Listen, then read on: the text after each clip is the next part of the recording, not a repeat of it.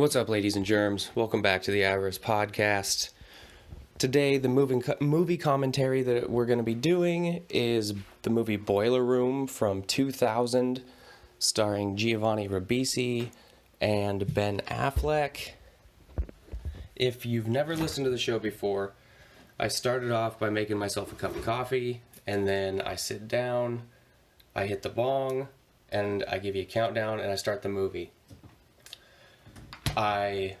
You'll be able to slightly hear the movie in the background, but I will be doing commentary over it. Sometimes I'll see something on the movie that will make me go off on a tangent. It's not always directly related to the movie, but most of the time it is.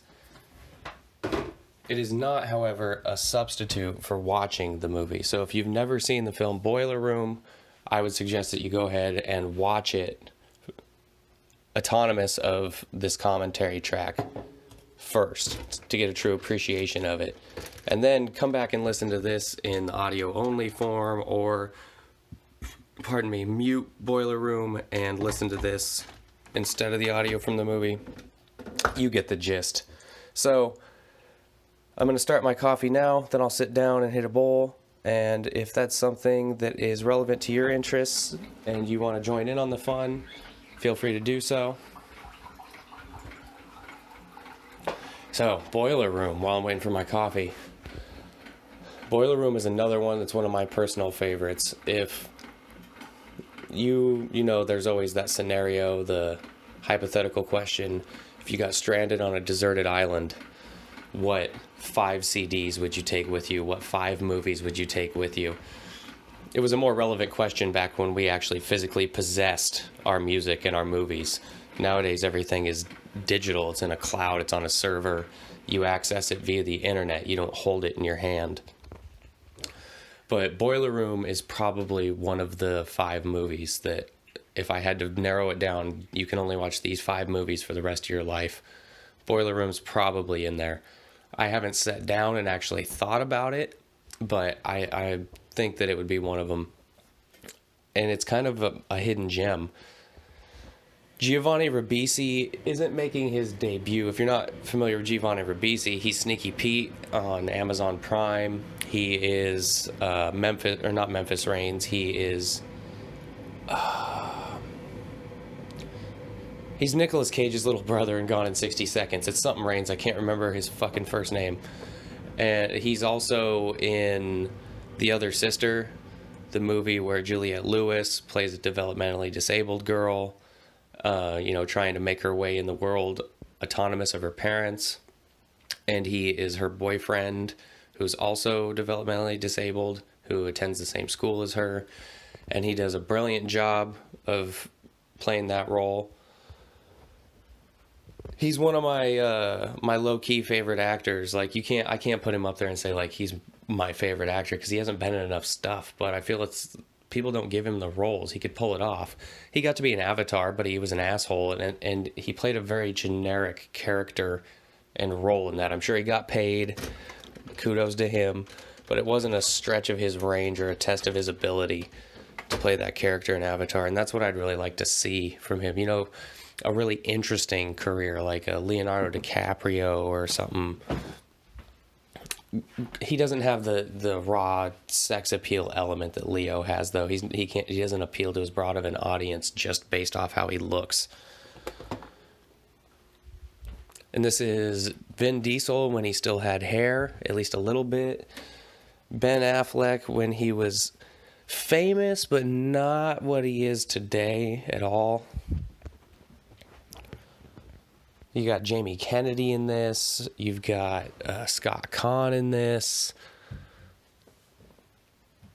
And basically, we've got this kid who I identify with strongly, who just doesn't want to go about earning a living the classic way. He's trying to run an illegal casino out of his apartment for college kids. He likes to live on the fringes and kind of eat around the edges, pick up the crumbs, and not really be involved in heavily organized things with bosses and rules. It's not his gig. He doesn't like school, and he's got a dad who is a judge and overbearing and a hard ass, frankly.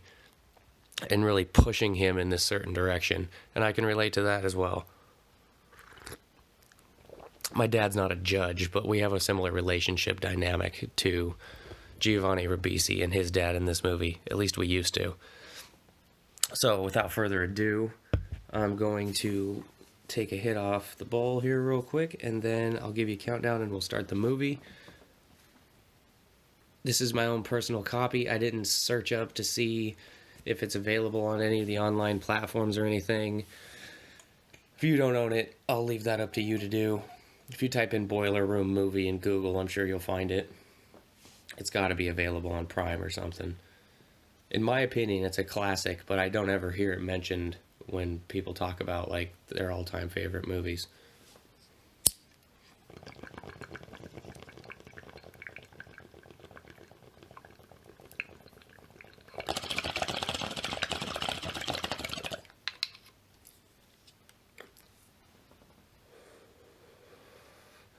This is one of Vin Diesel's more serious acting roles too, and he does a decent job.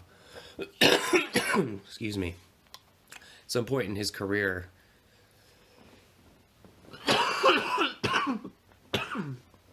probably around Pitch Black, he kind of got pigeonholed into this buff, badass role. And that's when he gets into the Fast and the Furious franchise. And now it's weird because the Fast and the Furious franchise has The Rock leading the way. And you put The Rock next to Vin Diesel, and Vin Diesel looks like a frumpy dad. He's short. He's not. It was all camera angles and the frame and the lighting and who he was standing next to. He's not actually a big guy. You put him next to The Rock, and you're like, oh, he doesn't play as a badass. He can't pull it off. It's kind of funny how that worked out.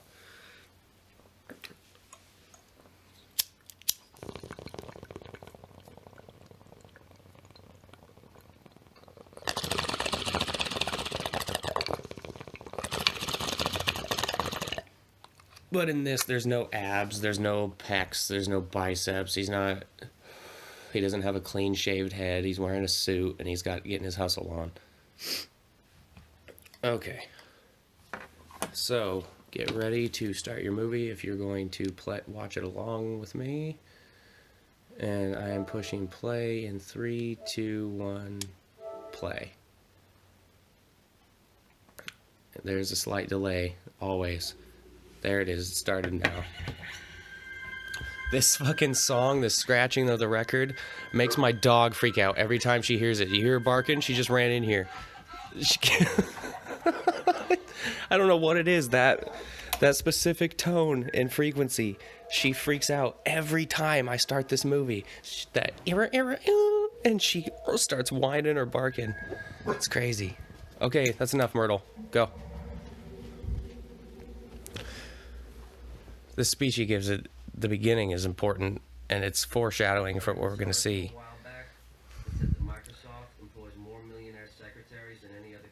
So, at the time, this came out in the year 2000, Microsoft employed more millionaire secretaries than anybody in the world because they chose stock options instead of Christmas bonuses.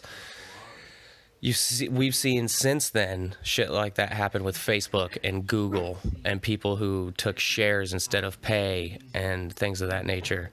Myrtle, shut up. So he's looking at a get-rich-quick scheme. He just wants to get into something that makes him a bunch of money because he sees that there's opportunities where people get disproportionate compensation for their work.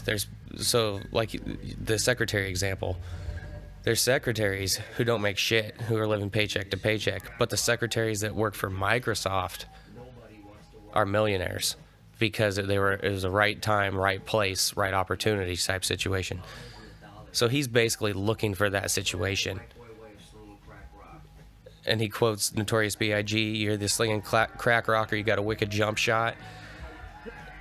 And so he's on this party van now full of these fucking stockbrokers.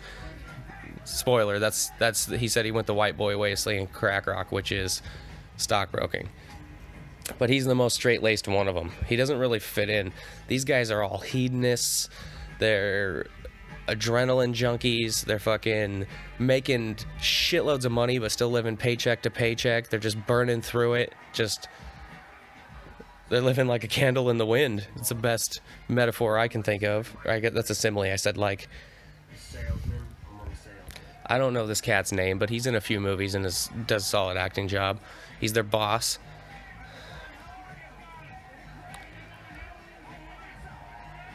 And this is one of those movies that shows you a random scene from the middle to end of the movie at the very beginning with no context. We have no idea what's going on here. We just see him dressed up in this suit.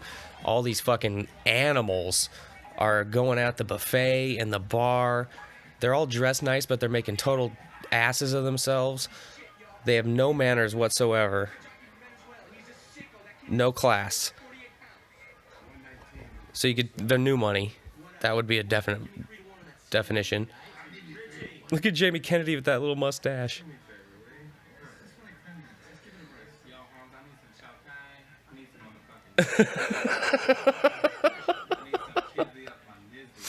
Jamie Kennedy is so funny in little parts like this. Needs some of that candy.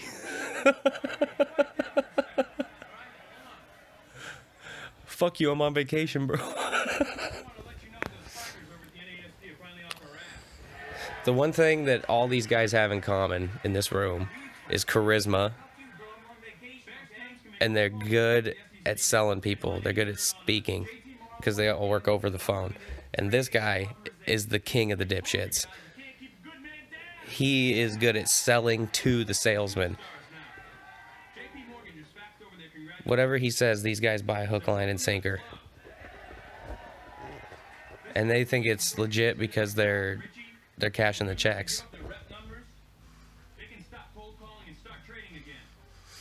I'm giving a lot of information that you don't have if you've never watched the movie before. That's why I suggest if you haven't seen it, it's almost impossible for me to not spoil parts.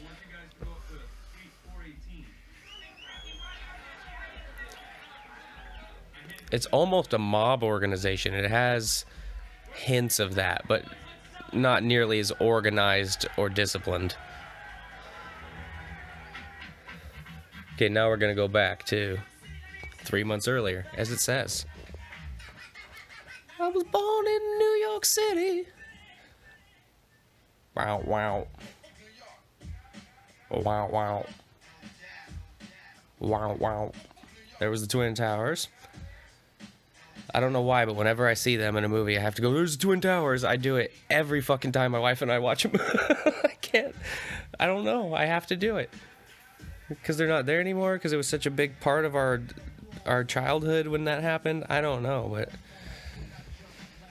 So this little moderate apartment that they're jogging up to is Giovani RIbisi's. I can't remember his fucking character's name off the top of my head. I'll get it. But this is college kids coming over to gamble because he runs a casino out of his apartment. And he services 24/7. So they knock on the door and wake him up, and he'll start a game for them.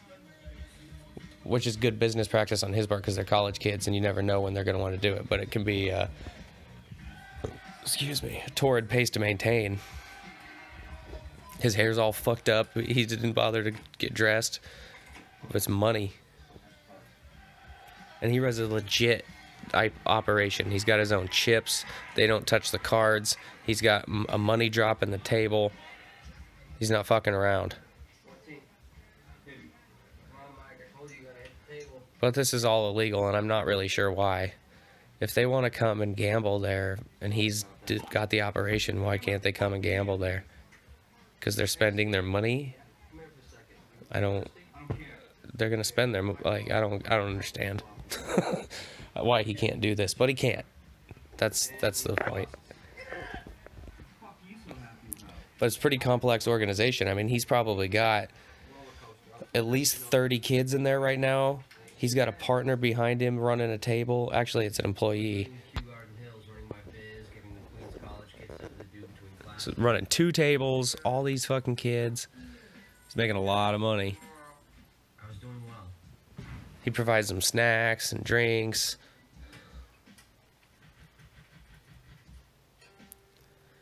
Count the cash box at the end of the night. Like, that's a pretty good little evening. Changed everything. Everything. Hey, don't get me wrong here. Shit is RIbisi, B. I don't believe in fate. Yuck. No, shit's yellow, B. Shit is yellow, B. RIbisi's the color, nugga. This is the perfect role for Jamie Kennedy. It really is. Oh, shit. Hey, what are you doing? Come in. What's going on, man? So he's friends with Jamie Kennedy from back in the day, and he's about to get introduced to a world he doesn't know anything about. There's a fucking yellow Ferrari parked outside. Or is it a Lamborghini? Nice. Nice, Seth. Hey, Greg. Nice to meet you. Yeah, we thought we were done. I think it's a Ferrari. No. It's only 4-7. You know that. Hey, Steve. I don't really ever... Those are so outside the realm of anything I could ever afford, at least in my head, that I don't bother looking at them. I'll worry about that when I get there. It's like, what's the point? I don't know the models. I don't care. It's not in my world to know different types of Ferraris and Lamborghinis so I can jerk off while I watch a video on YouTube. It's not what I need.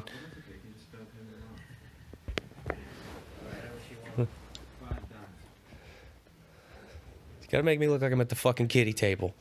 Hey, if the shoe fits, kid. Wait. He's not used to servicing this. He's not a fucking casino. He's doing college kids. This guy's about to put down $5,000. Better hope he loses. You're gonna be in trouble. They get your own chips, huh? This is no joke. Yeah, no, we used to use the bicycle poker chips, the kind that you can get at a deli, and then some kids started sneaking in additional funds. And that's how successful operations are born. You start with something, and then you go, oh, we have a problem here, and you adapt it. And then over the course of a long period of time, you have something that's very finely tuned because you've made these small incremental changes ever since the beginning. Yo, shit is yellow, B. RIbisi's the color. Nugga. So if you were to set out to start what he's got going, it could be quite intimidating to look at. But that's not how he started. He started with one thing, and then he added, and he added, and he improved, improvised, adapted, added. Besides the fact it's illegal, it's a pretty dope situation he's got worked out there. Looks like he's making a good living. Now he's at his parents' house, and his dad has got to be strictly authoritarian with him. There's no friendly small talk, no greetings, just right to business. This is what you've done wrong. Why did you do this? Tell me right now. Answer the question, sir. No pleasantries whatsoever. You want to tell us why? Well, I gave it a year, Dad. It's just not. So he's getting grilled about not going to school. So that means you've been lying to us for 6 months. In this era, School's fine. everybody thought that their kid had to go to college in order to be successful and have any kind of a life. So you dropped out. And that may have been true for a short period of time, but Is that right?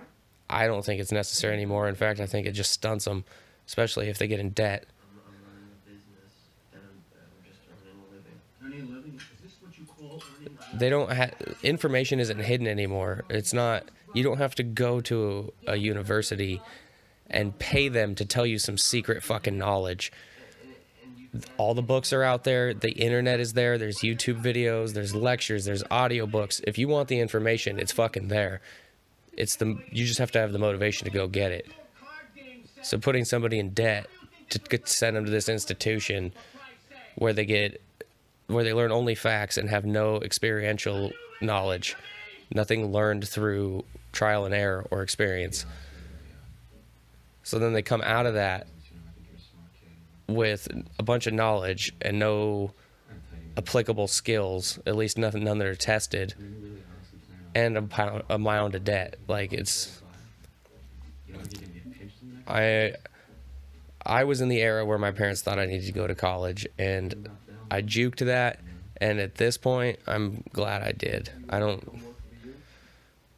What, I guess it'll be like, One, I would have hated that life. Whatever job I got after graduating college, business administration, fuck nuts of statistics, whatever that would have been, I would have hated that shit. I would have had to pay. I would have been in debt. And it probably would have been in some kind of a field that a robot's going to be taking over in 5 years.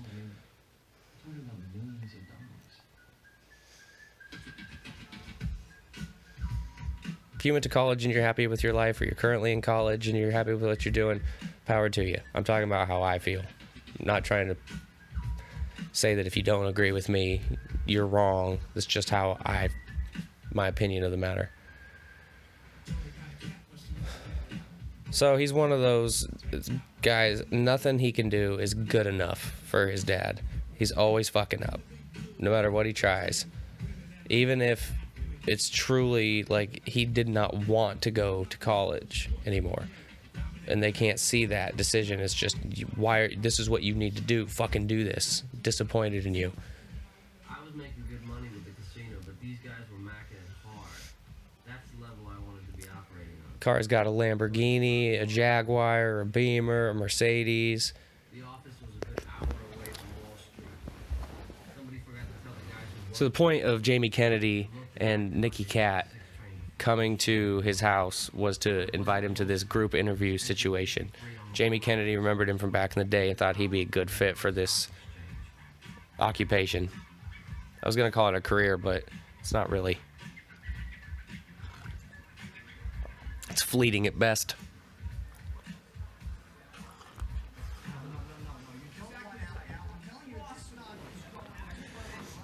He just accidentally stepped out onto the sales floor, and it's fucking chaos out there. Everybody's on their phone. They're talking a mile a minute. They're using their hands. They're drinking coffee. They're shuffling papers around.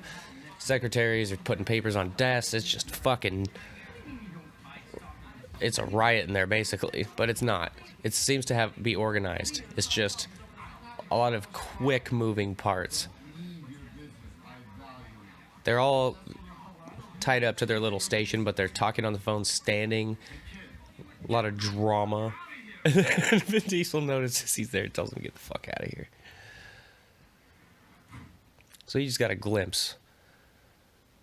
And that's enough to scare you. You got to get that information slow. You got to work your way up. You can't just go in and go, they expect me to do this. I went to a place once. It was driving around doing like wholesale meat.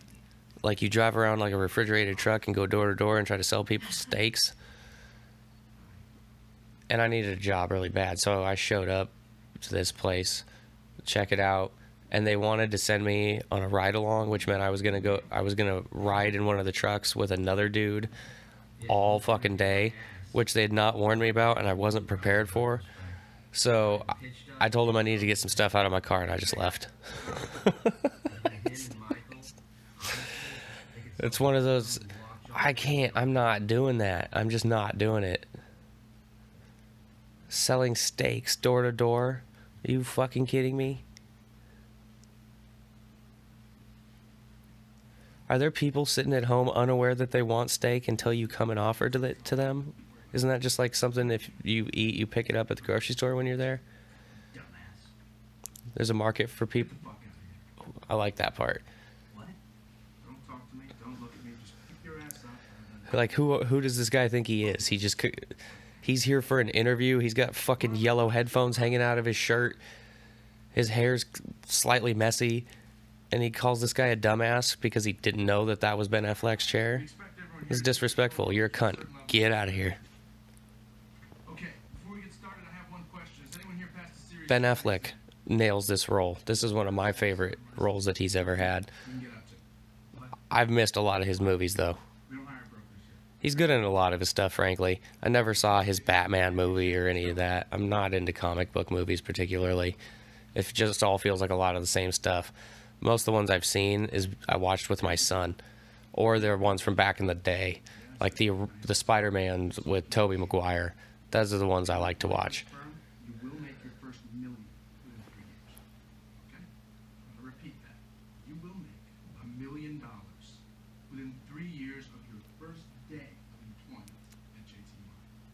no question as to whether or not you'll He's on the top of the food chain when it comes to the bullshit artists and the salesmen there. So that's why he's talking to this crew, because he can entice them. He can sell ketchup to a woman in white gloves. Ketchup popsicle, my bad. Like, he's... Giovani RIbisi's character says that it was less of an interview and more of a Hitler rally. Like, he's just... he's not asking them any questions. He's just pumping them up and sending them out. You are the future big swinging dicks of this firm. Now, y'all It's more of like a... that's good. It's essentially just a sales pitch. It's like, if you come here and you work your ass off, you will make a shitload of money. He doesn't get specific about what they're going to be doing. You want details? He just wants people with the drive, I guess. And he also kicks somebody out because they're a licensed stockbroker, I have a ridiculous house in South. which I have every toy. is a little bit shady. He says, we don't hire brokers, we train new ones. So, That was Quinn from Dexter up there in the front. let me tell you what's required. So if they don't hire brokers, they train new ones. That means that their training deviates from the standard, and the license is standard. So why would your training deviate from the standard? What are you doing? Time to get in the first year. Vacation. People come to work at this firm for one reason, to become filthy rich. That's it. We're not here to make friends. We're not saving the fucking manatees here, guys. You want vacation time? Go teach third grade public. I like that point. If you're pursuing, like, you come here to earn a lot of money, and there's no days off from that. First 3 months at the firm are as a trainee. What do you mean vacation time? You're so comfortable with your life that you're comfortable taking a vacation? Fuck off with that. I'm a junior broker and you're opening accounts for your team leader. You open 40 accounts, start working for yourself. Sky's the limit. Word or two about being a trainee, friends. So he's built him up with all this enticement about his car, how much money he makes, his house. Pay them no mind. And then he hits him with the hard facts. You've got to do this, you'll make this, Once you pass the test, and this is what we expect of you. your friends are shit. Can tell them you made 25 grand last month, they're not gonna fucking believe you. Fuck them. Fuck them. Parents don't like the life you And he basically leaves it up to them whether they come back or not. how it feels. It's an open-ended opportunity. But this speech that he's giving is going to inspire some of them and make some of them hungry to come back and earn that dollar, and it's going to scare the shit out of the other ones who don't have the balls. It's basically, if I had a cousin who worked at a fish hatchery, and when they have the fish eggs, they have them in these drawers. It's almost like looks like a tall filing cabinet, but it's got these thin drawers that all pull out, and that's where they keep the eggs, and they're in water. And when they're at a certain point in their gestation period, they go by the drawers and they shake them like 5 times. They pull the drawer out and slide it in quickly and shake it. And I was like, what the fuck are you doing? Isn't that bad? And he says to me, it kills the ones who statistically would have died anyway before they reached adulthood. So basically what he's telling me is they surmised that if they traumatize the eggs prior to hatching, the ones that were destined to be born physically weak or with some kind of inefficiency or defect, they would die from that trauma, and they would have an exponentially higher survival rate from the remaining eggs. So they really, I guess, were saving money in feeding and all this for the ones that were eventually going to die. But I thought that was an interesting thought. You shake the tray, and it's kind of like survival of the fittest. The ones that weren't really going to make it anyway are the ones that die. Sounds harsh, but that's nature. And so Ben Affleck, essentially there, shook the tray of applicants. All those guys that were in there, he walked up, came in that room, and he shook the tray. And the ones that come back are the ones that would have made it anyway, or would have at least had a chance. The ones that don't come back definitely wouldn't have made it. And what did you think I was going to do? Pat you on the back for this casino idea? Tell you what a great entrepreneur you are?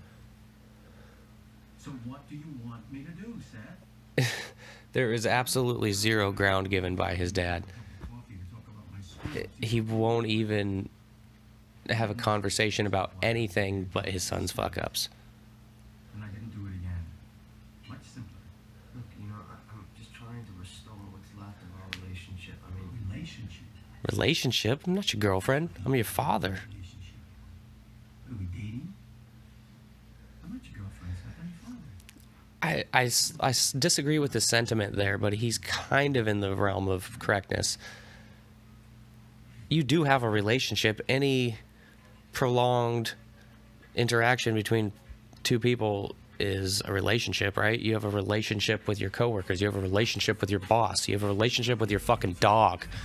So to say we don't have a relationship is pretty stupid. But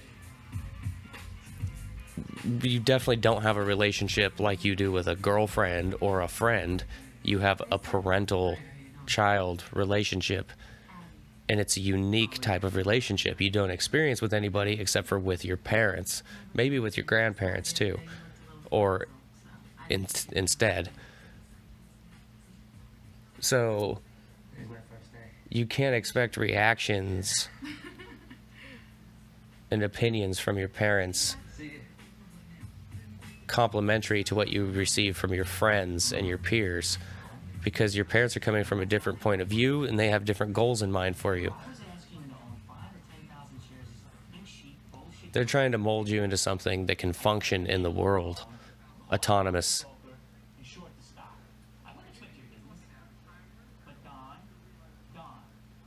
Your friends just want to hang out with you and have fun. Your friends aren't worried about how well you're going to be able to function in the world in the future. They don't give a shit about that. They care about hanging out with you now. Your parents are looking out for how can we make you the person you need to be to deal with the world. I'm not saying his dad is going about it in an effective way.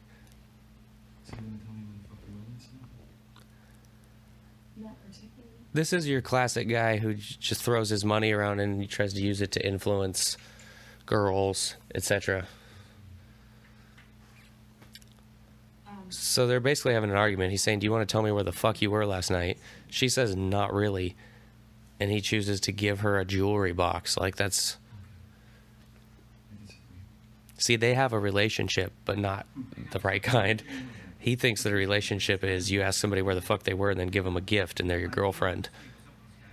And she's clearly giving him all the signals that she's not interested. If you've ever been around a girl who's not interested in you, it's pretty fucking obvious. And it's kind of discouraging. It's disconcerting how rude they can be when they're over you. you're not actually selling stock yet, but you're selling a dream.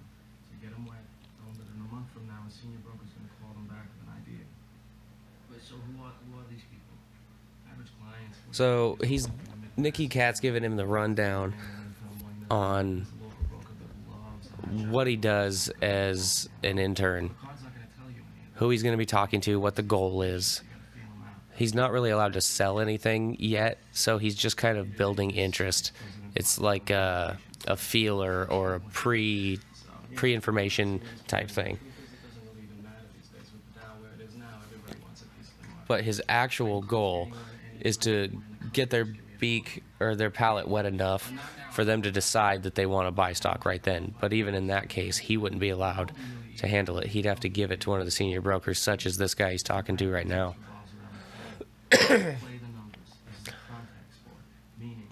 I hate talking on the fucking phone. This would be the wrong job for me. And I'm not a great bullshitter.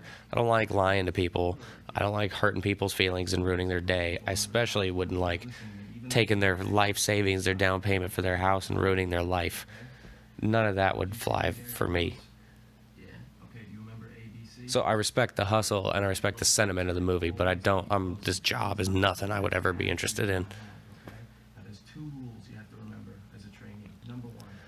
But I think deep down inside, everybody wants to be that cat that's charismatic and has a way with words and turns a good phrase and can sway opinion. That's old, like, tribal shit. That's like chimp shit, where you have the one chief, the one who gets to speak, and everybody wants to be the one. So everybody's kind of drawn to those characteristics of the person who's charismatic and is able to say things that truly resonate with you, move you with their words.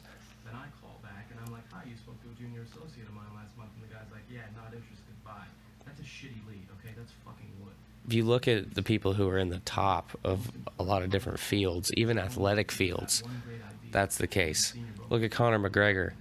Sometimes the shit he says is brash and rude, but he has a way with words. He can turn a phrase, and he has that charismatic, just brute alpha leadership. It just oozes from him, even though he's a small guy, frankly. In like the grand scheme of things, he would get pummeled quickly by people like the Mountain. But it's that wit on top of the physical ability that people are drawn to, because it's like the alpha omega. Pro wrestlers, same thing. Hulk Hogan, he didn't have a lot of variation in what he said, but what he said was clear, concise, and resonated with people. And he was able to do it live. He was able to do it rolling out of bed. He's able to do it on 3 hours sleep with a fucking sore knee on pain pills. And that confidence. And then, of course, it's scripted, so he always got to win.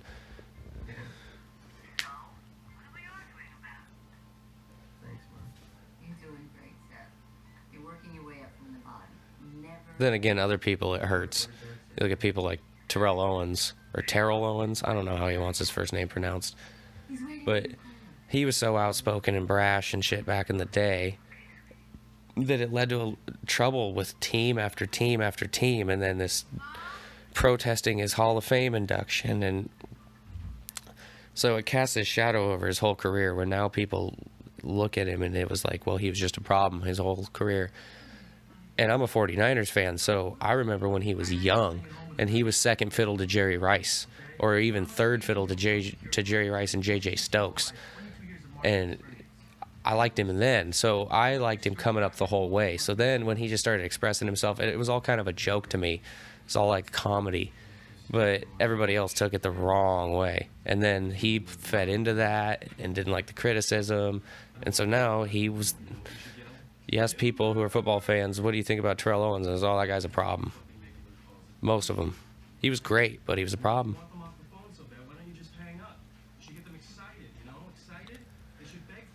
See, this guy he's yelling at, that was me when I was a leasing agent for an apartment complex. I fucking hated that process, taking these people, showing them an apartment, all the bullshit buzzwords and phrases they want you to use, and all these enticing language. Because I'm not that kind of guy. I'm like a statistics guy. What does it have? I'll look at it and I can like, how much is it? How big is it? Bedrooms, etc. That's what I want to know. That's pretty much going to determine my decision. You're not going to walk me into the bedroom and say, picture your bed here and your dresser there, and look how spacious this closet is. And it's be like, bitch, I can tell that closet is way too small for my stuff. You don't know how I want my room arranged. I knew before we even walked in this place that I didn't want to rent this.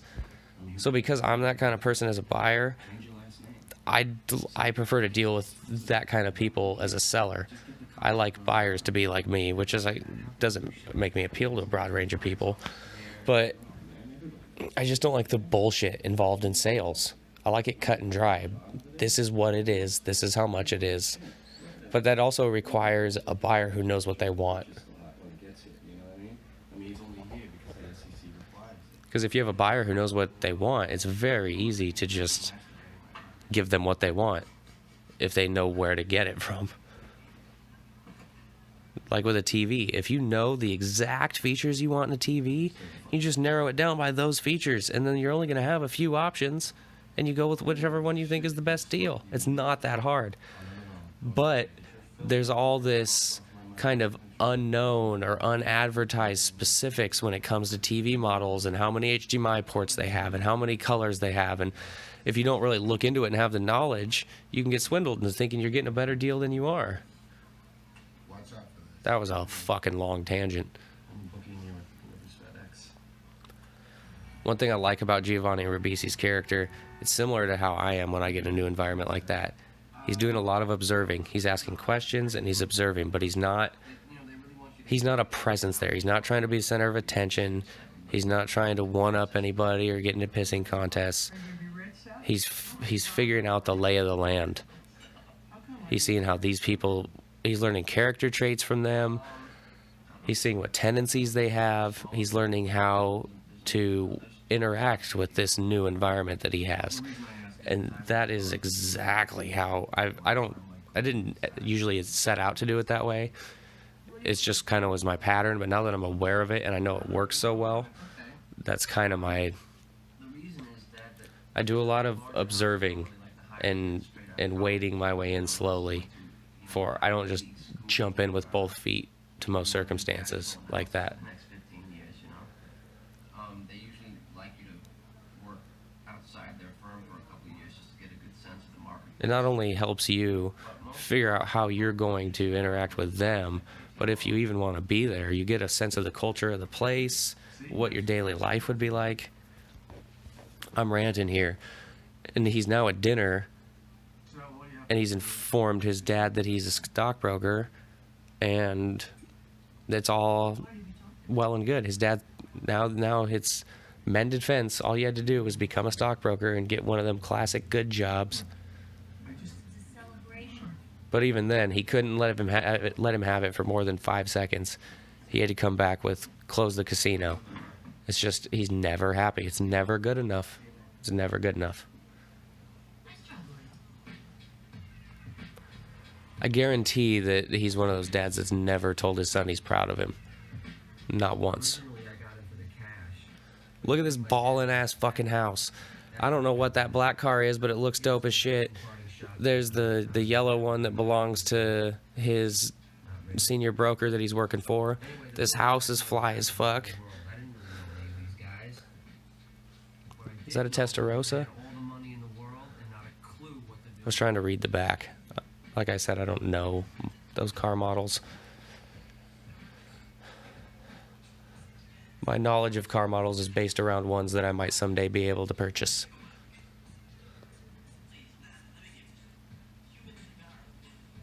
Why is the tanning bed on? Nobody was in it. That's a fucking waste. So he's got this fly huge house. Boxes stacked everywhere. Nothing's unpacked. It's just a TV and a couch in the living room.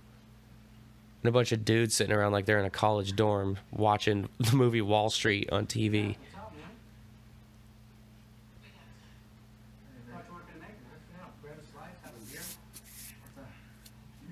This is like their Godfather, this Wall Street movie, because it's all just about getting out there and hedonism and fucking making money by any means necessary, and the art of the business deal and the sell and the wit. See, these guys all fancy themselves venture capitalists like Michael Douglas in this movie, but they're really just bullshit con artists who happen to be making a lot of money at the moment.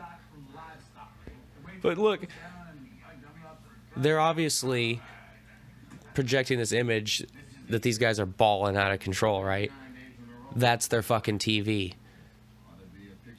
So if you're a youngster, like, that was about as nice as your TV could get back then. You could get a bigger screen, but it really deteriorated the quality of the picture. It looked like shit. See that? See how blurry that image was? That is standard definition VHS on a tube TV, motherfucker. Look at that. It's gorgeous. Yeah, it's had that sheen over it.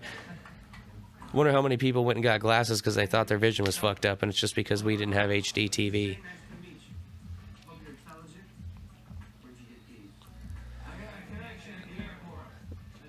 They're all reciting lines, practically giving themselves trivia questions about it. I understand, Doctor. I'm really busy here myself. Look, we're gonna come back to you in 1 month with one idea. I think that that's one of the reasons that movies were able to overcome the internet wave as in relationship to music, because the internet really killed the music industry, or at least changed it forever. And it did change the movie industry, but not as severely. And I think it's because they were able to roll out improvements like HD. And HD files are much larger. And so once people have an HD TV, if they're getting an illegal download of a standard quality file, it's going to look like shit. It's going to take longer to download a high, like, it created these hurdles. Plus, they are quick with the hammer on that shit. But I suppose it has affected the movie industry because now they don't do anything that's risky, really. It's all safe, big budget, fucking explosions or superheroes stuff. I don't know that a movie like this would ever get made today. It's Wolf of Wall Street-esque, honestly. I can't believe I didn't make that correlation until just now. But it's very much a Wolf of Wall Street type movie, but it's not as over the top as Wolf of Wall Street. It's not as, but that Wolf of Wall Street's in a different category. I'm just not sure that this movie gets made today.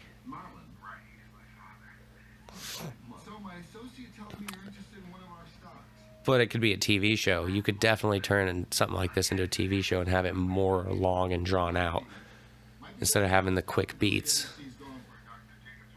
It could take him, you know, like a whole season just to become a broker. Then he could spend 3 seasons being a broker. Then he could spend a season or 2 dealing with the cops and trying not to get busted. And then the last season, it all goes to hell and is the court trial. Yeah, you could really make this into something.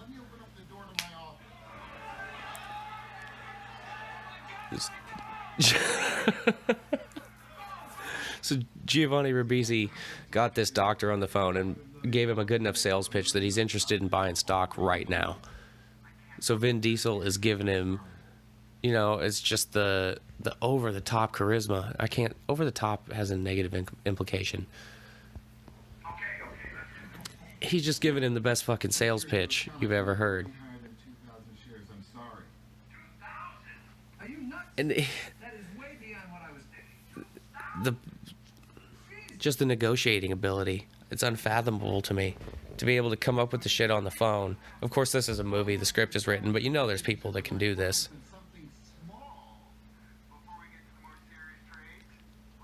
2,000 shares. I wonder how much it is per share. Even if it was $1 per share, that's $2,000, but I doubt. You sure you can't do any better on this one? All right, we'll start with this trade then. Great. Oh, coffee, so good on the throat. Do you want that confirmation sent to your office or your mansion? I don't know if it's all the extra talking I've been doing lately or what, but my throat's not been holding up so well. I have to really try to project my voice or I kind of sound... It's like a mixture of Ray Romano and Shaquille O'Neal. We were just playing with y'all. Y'all thought we was really beefing. We was just playing with y'all. And then we really love each other. You didn't tell him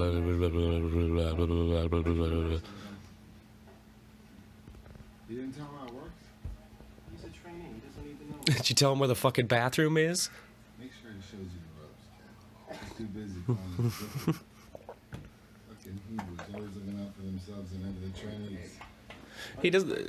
Giovani RIbisi's, I don't know if he actually is Jewish, but he's supposed to be in the movie, and Vin Diesel doesn't realize it, so he's making Jewish jokes to him, saying derogatory Jewish things. Anti-Semitic, that's the word or term I'm searching for. He's saying anti-Semitic things to Giovani RIbisi about another character, not realizing that he is in fact also Jewish. Honest mistake.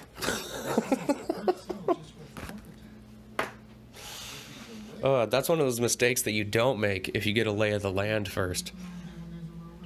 Unfortunately for Vin Diesel, he already had a lay of the land, and this new kid came in, and he misread the situation.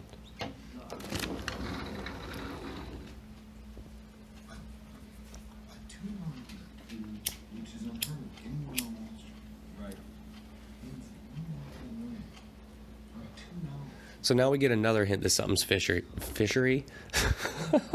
This something is fishy. I wanted to say fishy and fuckery at the same time. There's some fuckery afoot because he's figuring out how these guys are all so rich. It's because they get paid more per share on their trades than all these big Wall Street firms. And he said, Vin Diesel literally said it's unheard of. Well, it's like, how the fuck is that possible? This doesn't seem like that high dollar of an operation. We're rolling in it like that. And it's because if there's no actual company and the money isn't actually getting used for anything, you can split it up in bigger shares amongst the other people because they're never getting it back.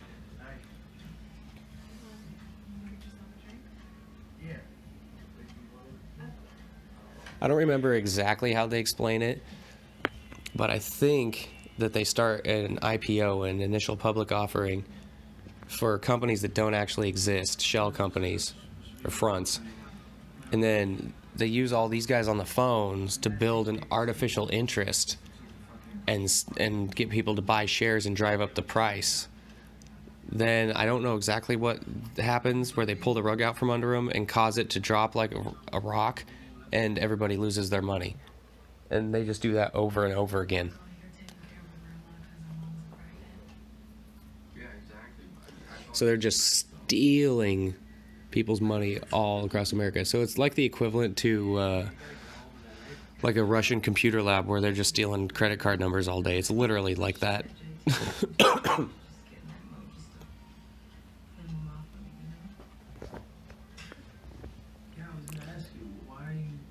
He's now going on a date with the secretary, who seems way too hot for him. Like, she's legit beautiful, and he's just kind of an okay looking guy.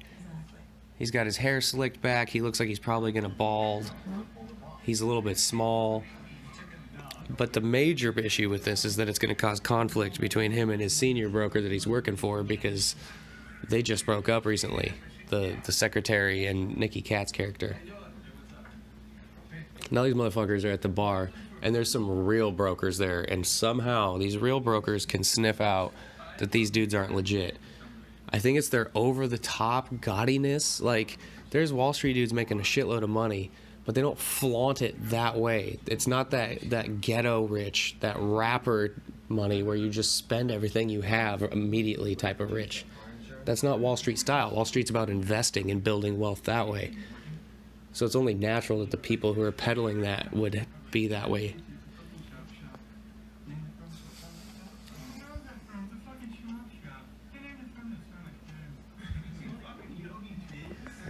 And they're all salesmen, so they're great at talking shit to each other. It's a cute little conflict.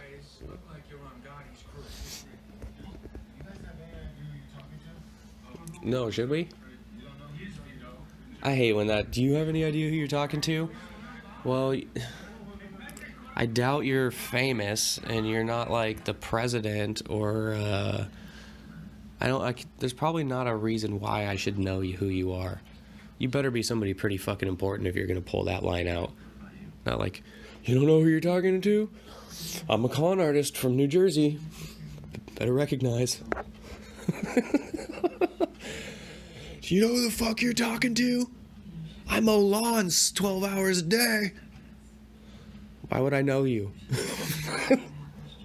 No offense if you mow lawns. You gotta get your money. But just don't expect people to treat you like you're fucking king of the world.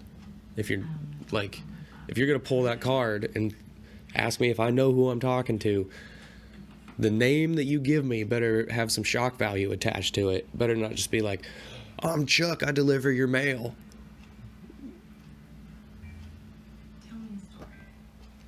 Tell you a story? Okay, one time there was a Peter Pan, and he was a kid, and his name was Peter Pan, and his parents named him Peter Pan, and he could fly, and he went to Never Never Land. His name was Peter Pan, and there was a guy named Captain Hook, and he was the killer in I Know What You Did Last Summer Part 2, and Peter Pan rescued his children, and he was Robin Williams. The end. I had a silver Mongoose BMX bike when I was a kid. I saved up. I got a BMX bike magazine. I'll tell this story later because this is an important part of the movie. But I don't fall off the bike. I keep going down this hill, and I get really scared. He's basically telling her a story about when he was a kid that's kind of a microcosm of his dad's relationship with him.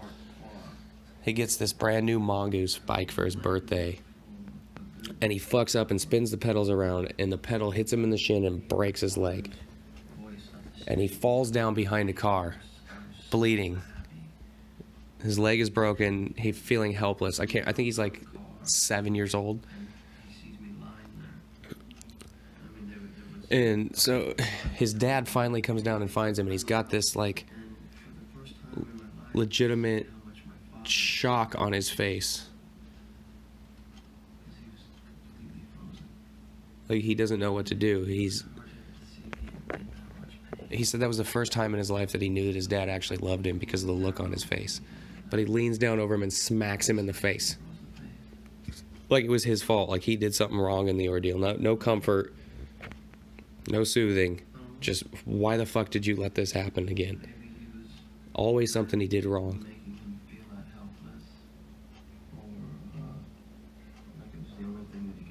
There is that. It probably produced some anxiety in the dad that he just didn't know how to deal with, and he'd react. I don't know. There's no excuse for slapping your 7-year-old kid after they break their leg riding their bike. So that's the kind of shit he has weighing on his mind when it comes to his father. Before that, I was going to say, though, I got a silver mongoose bike for one of my birthdays. Back in the day when, if you wanted to research it, you had to look in a magazine. All these part numbers, I figured out all these different shit I wanted. Of course, what I got was a stock, brand new mongoose bike. But throughout the course of time, I put new handlebars on it, I put new pedals on it, I did all this shit. We had a legit regulation BMX track in Yakima, and I used to tear it up. I hurt myself quite a bit. I was never really any good. I was always scared. I was scared to go for it. You just gotta relax and go for it, guys. Even when I was playing soccer, I played competitive soccer almost my whole early life. From like 6 years old until 19 years old, I played soccer. And my biggest problem is that I was too fucking tense. I was always worried about fucking up instead of just letting shit happen. And the concern, it would paralyze me, and then I would fuck up. It was a self-fulfilling prophecy. Riding the BMX bike, coming up to big jumps and stuff, I was always worried something was going to go wrong instead of just letting it go. I was always envious of the kids who could go do these big jumps and fly through the air, but I was never able to just release and let it go that way. I was too worried about the consequences, too aware of the potential dangers. And that seems to be, I have that inherently. I don't know where that came from, but I've mentioned on a previous podcast, back in the day, I don't know if this still happens, but your mom would pull up to, 7-Eleven or whatever, and she'd leave you in the car while she ran in to buy a pack of smokes or Slurpee, whatever it was. She'd leave you in the car for a couple minutes.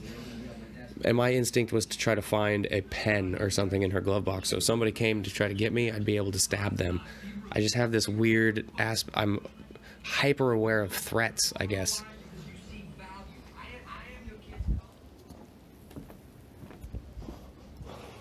So now the salesmanship is really getting good to him. He's finding his charisma and hitting his groove.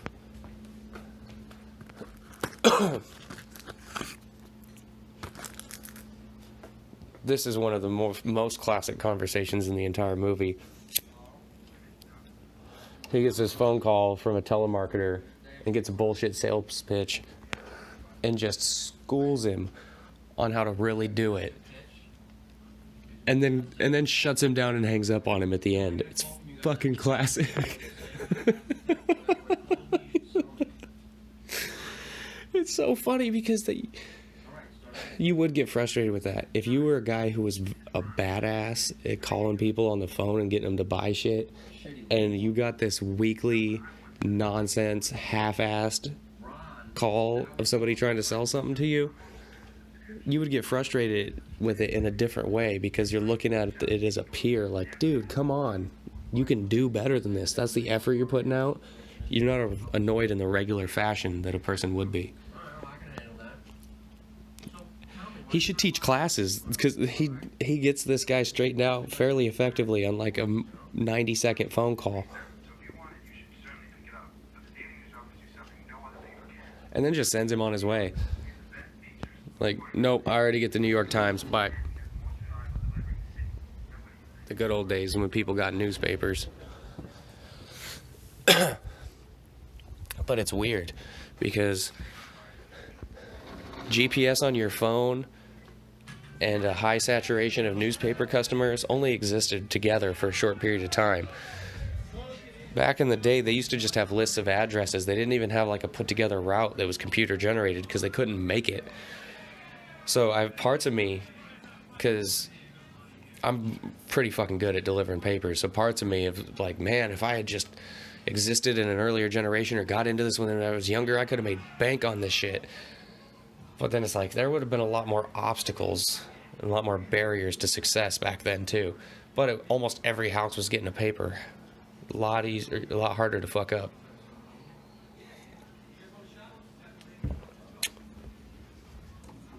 Those of you that don't know, I'm like a newspaper badass. I'm the gringo who always delivers.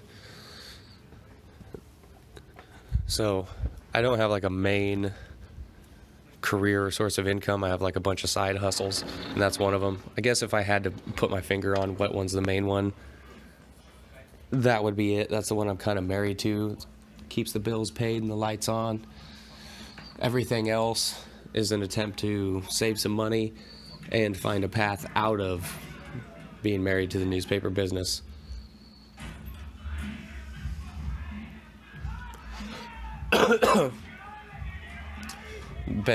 I've been going on so many tangents during this movie. I don't know if I'm giving it the respect it deserves, because I really do love this movie. This scene is essentially just another example of them being adrenaline junkies.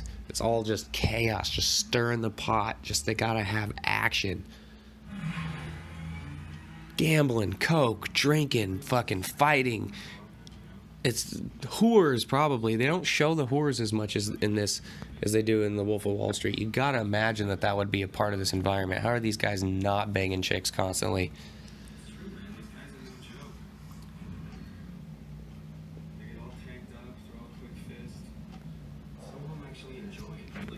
I think the more that Giovanni's around them, the job starts to get good to him, but he starts to feel less like he belongs with that crew of people.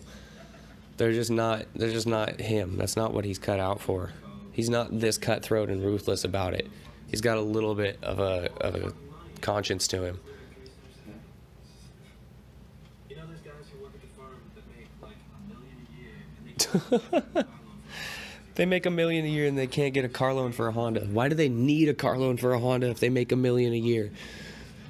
So let's see. After taxes, they probably make like $550,000. So that is $100,000 a month. So you can't pay cash for a Honda? What the fuck are you doing? In the year 2000? You could get a badass Honda for $20,000 cash. That's 2 months' pay. Come on. How much could your bills be? You should be stacking cash like a motherfucker if you're making $1 million a year.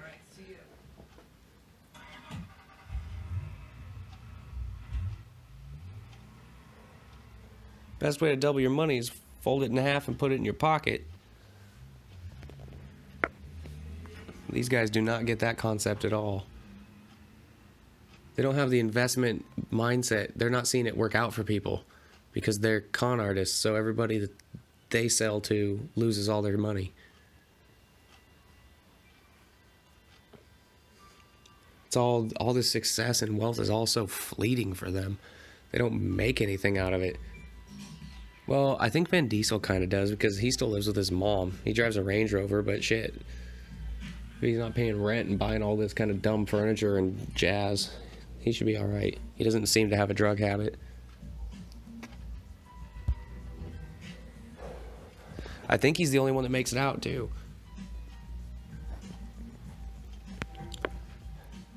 He's the only one that Giovani likes enough to warn at the end of the movie. And I think he gets out of the building before they get busted. So he might be the only one who actually manages to get out of there and keep his money. These are the police officers. This might be the first time we've seen them. I'm over by my patio door smoking, and I'm not 100% focused on watching the TV.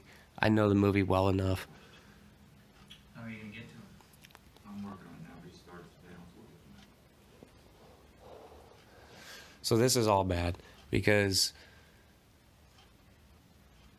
they've identified him as having the best head on his shoulders of all the new trainees, and they've targeted him as an entry point for this illegal operation they know is going on. They've got pictures of him and the girl out. They're going to start surveilling him. His dad is a judge. His dad cannot be tied to illegal activity in any way, shape, or form. So this is a sticky situation, especially when he's not aware of it. If he knew, he could try to leave his dad out of incriminating situations, but he doesn't know. I think just the fact that his dad knows he has an illegal casino would be problematic. I'm not sure what is required of you when you're a judge. I think you have to be a fucking saint, which is unrealistic. This is the culmination scene. He's been putting so much focus on his new side hustle, his new shit, his stockbroking, salesman shit, that he's been leaving his partner at the casino high and dry a lot. And the profit's down, and he's not able to run the show. He's not Giovani. He doesn't have the drive. It's not there. Plus, it's not his operation, so the motivation's got to be less, you would think. So he suggests to him, take a bigger share and hire help. And he said, I already did that. So 2 people aren't handling it as well as he was before. That would be frustrating. I face that in the newspaper shit. I've had to come to the realization, it might sound like I'm talking shit and I'm bragging and tooting my own horn when I say I'm good at delivering papers. But that is the result of me observing and my results and comparing them to other people's over an extended period of time. Trust me, I would love to find somebody who could replace me. It just ain't happen. It's like I have this fucking responsibility on my shoulders of being the one who's capable of helping. And all I want is somebody else to come along who's capable the same way to help, and it just doesn't happen. They're probably out there, but they're sitting behind a desk or racing a car. Because there was a portion where I was running the newspaper place, and I didn't want to have to deliver papers while I was doing that. I wanted to find somebody to take over and be able to do my job, but the reliability and the success rate, the efficiency was not there. I just couldn't find it.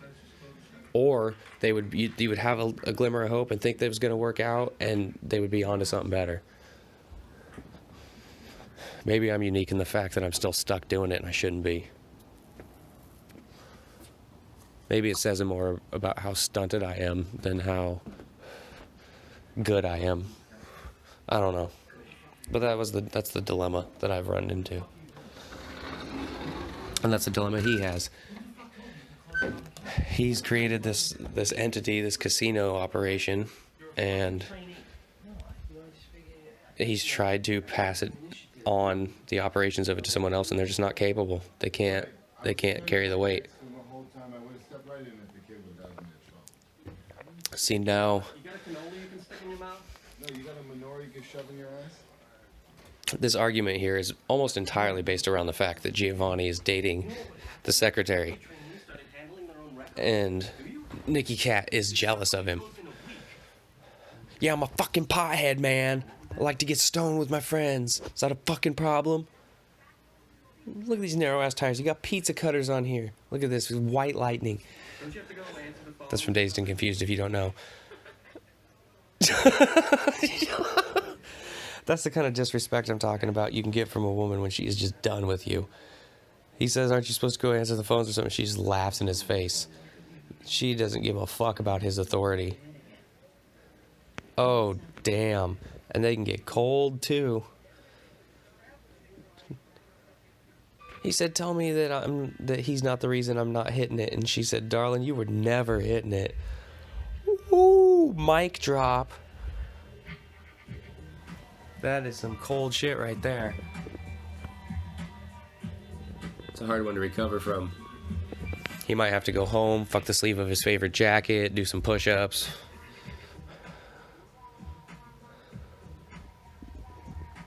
Wow, wow, wow, wow, wow, wow, wow, wow, wow. You're working late when you're not supposed to be there. You're gonna discover some information and seem to be the only one who cares.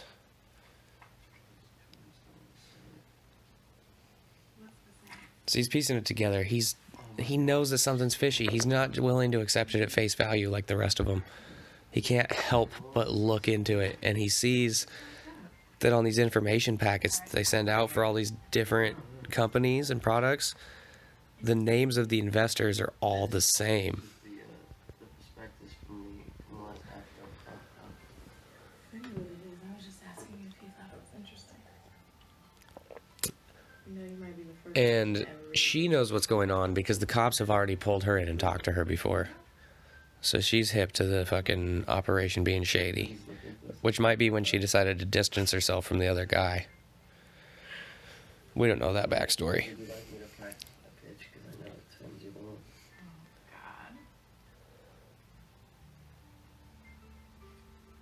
on. None of I can't think of a single person in the movie whose acting is over the top or unrealistic. They all are realistic people. In that environment, it's just fucking hedonism. Yeah. Yeah, and then you question it. He's the most responsible one of the group. No, I'm serious. And if you were the head guy, is his name Michael? The ringleader running the whole show. How do you sleep at night? Not just living with yourself for what you've done, but worrying that the other shoe is going to drop and that they're finally going to catch you. That would be so fucking hard. Trying to think of a situation that's comparable. It's like when you're a kid and you're waiting for your report card to come in the mail and you think you did okay, but you're not 100% sure, and you're nervous that you're going to get a fucking ass whooping when your parents open that mail.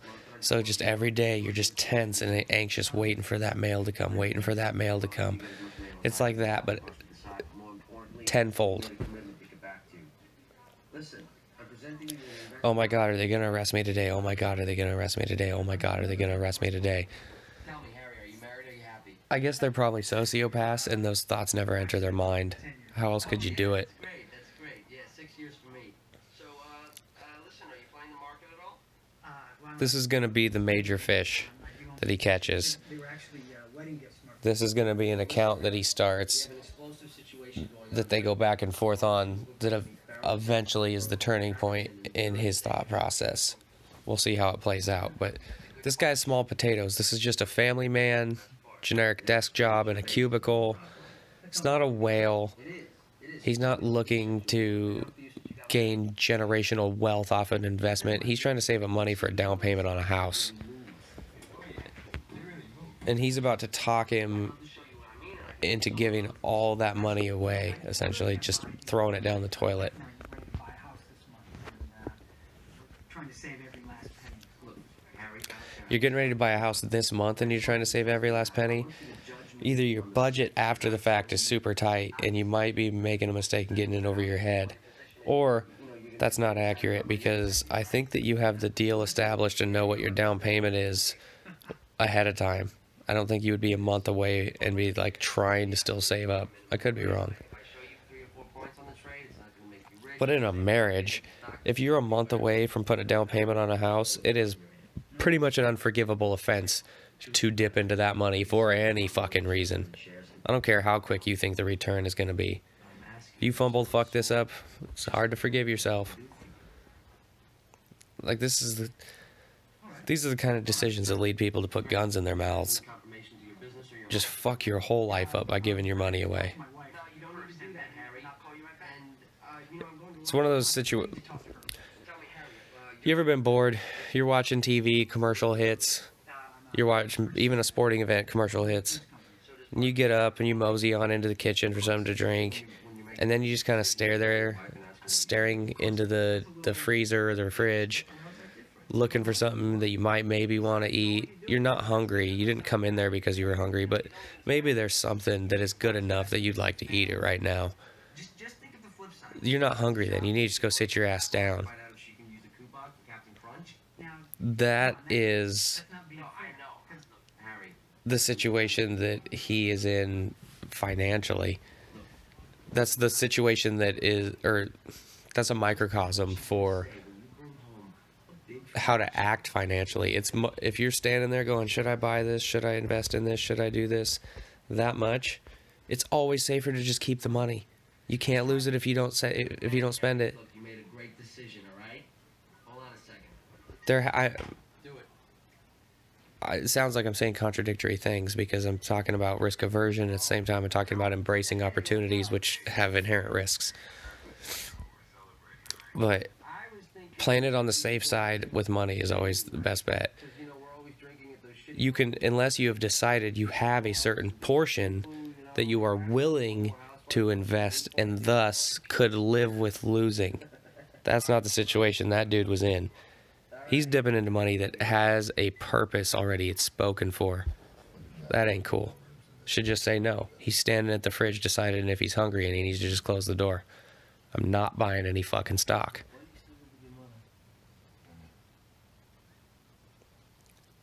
See, I jumped the gun. Right there is where we find out Vin Diesel still is with his mother. That's when you have colliding realities. It's such an absurd thought to Giovani RIbisi that he would still live with his mother. And he asked him why, and the reply is, what do you mean? Deadpan, more than any other major firm. literally doesn't understand why you would ask that question. I couldn't wait to get out of my fucking parents' house. I moved out, I think 3 months after I graduated high school. It was the August after I graduated, or the September after I graduated. Right in there. SEC regulations state that the maximum rip allowed is like 5% of the sale. We're making like 4 times. Oh, so he's discovered that the commission that they're making on their sales is actually above the SEC limit.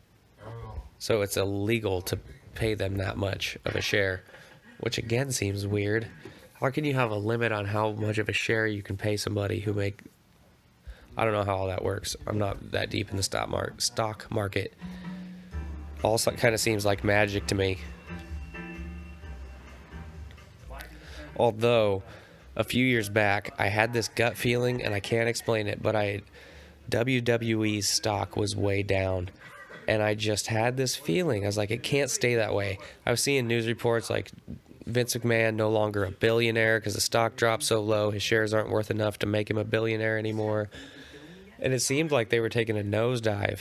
And then McDonald's started serving breakfast all day, and WWE stock rose. That's a weird correlation. That doesn't actually make sense. But, so I looked into it, and like over the last couple years, their stock has like tripled in value. So back in the day, if I had jumped the gun and actually bought it, I would have tripled my money by now. That also seems like a pretty slow roll to me, considering the risk. Because it's not that hard for me to just go out to a thrift store and buy some shit and sell it online and make more than triple my money back in a month.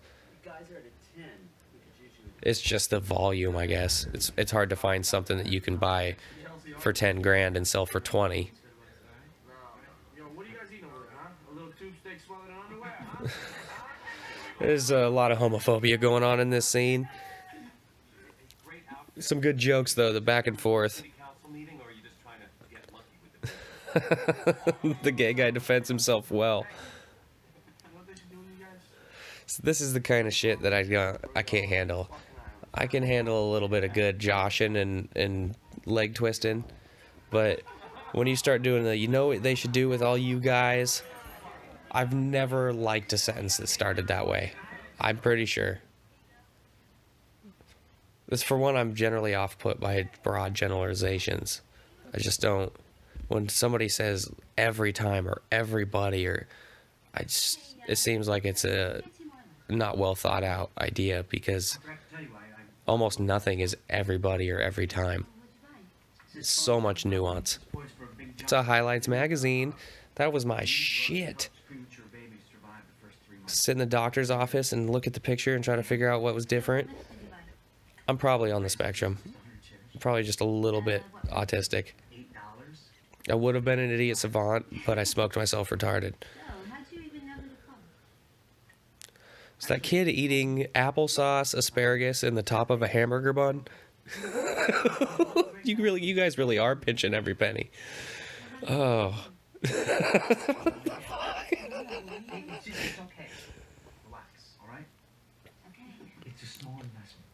He's worried he made a mistake, so he's defensive about it. Her questioning him causes him to acknowledge the questions that he has about himself and his regret he may have about his own decision, and that produces an anxiety that results in him lashing out at her back. I really didn't. But part of me had to know what Michael was doing in there. Curiosity killed the fucking cat, bro. Why would they be walking into the building next door? At least he's not quite so taken off guard or caught by surprise when the cops roll in, because he understands that there's already some fishy shit going on here. His mistake is that he stayed involved. So he went across the street snooping around, and it's just a room, a big-ass empty warehouse, essentially, or office space. And it's already filled up with phones hooked up, so... And he can hear Michael talking. This is a backup setup. So if the shit goes down, they're supposed to just roll all their stuff out and move right across the parking lot and set up shop again. I came to realize it was The idea makes sense in theory, but why would your backup place be right across the parking lot?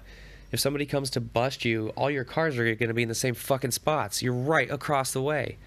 It's not a very good stash house or backup plan. we'd like to talk to you about your relationship with Seth Doesn't seem safe. and about your mother's death. Like, I like the idea that they were that forward thinking, but that's like hiding out from somebody that wants to kill you by going to your neighbor's house. 6, just killing it. Greg certainly didn't make it easy though. But I was focused. I was about to start making this serious dough. I was about to be on my own. He's about to become a senior broker. He's closed his 40 accounts, and Nikki is annoyed with it. Seth, I hate to bust in on your little victory speech, but what's your 40th account? And this is a little bit like the relationship he has with his dad. Well, that's true. Everything he does, this guy tries to bring him down and criticize him, and it's because of that girl. Changing the rules on him throughout, getting bitchy and pissy about little stupid things. Is this about Abby? Are you that fucking bitter? Hey, you know, I've made a lot of money for you in the past 3 months. more So than generally, they let You're not listening. the interns keep their 40th account that they closed for the senior broker, and everybody else has gotten to do that, and he's changing the game on him and saying, no, that's mine, you don't get that. Sorry, buddy, that's the rule. Haha. Do me a favor. Shut your fucking mouth, okay? He's throwing the book at him. You know what? You know what? Fuck you. Fuck you. It's like if you got pulled over for not wearing your seatbelt, and it turned out that you actually were, and the cop was wrong, and he's like, well, fuck you, I'm going to write you a ticket for not having a garbage can in your car. You don't have an appropriate receptacle for your waste. It's like, dude, you're just pissed off that I'm actually wearing my seatbelt, and you were wrong.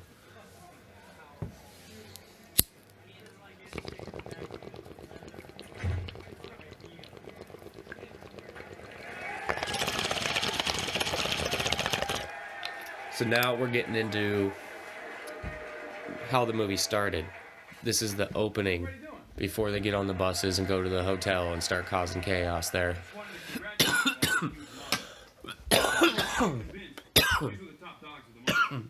Excuse me.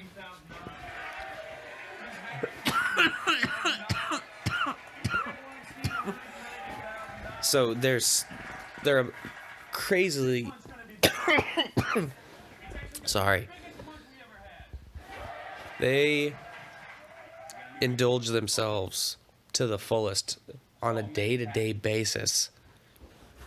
Yet, when they get the opportunity to blow off some steam, which it seems like they're constantly doing, they go whole hog.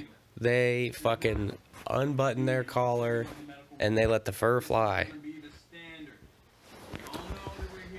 He's giving them a speech or an introduction on the new bullshit product that they're going to be hustling. It's all people constructing other people's realities. That's so much of what life is. If you can learn to see through the bullshit and trust what you're seeing with your eyes and not let people use their words to tell you what you're seeing, you'll get far.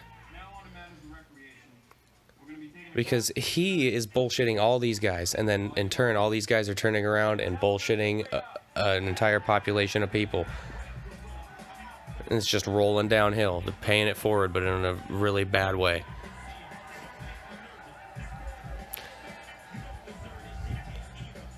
And they got so much fucking money, they just charter these buses and rent out, it seems like, the whole hotel. If you're gonna come in and fuck up my place like that, you better be renting out the whole hotel.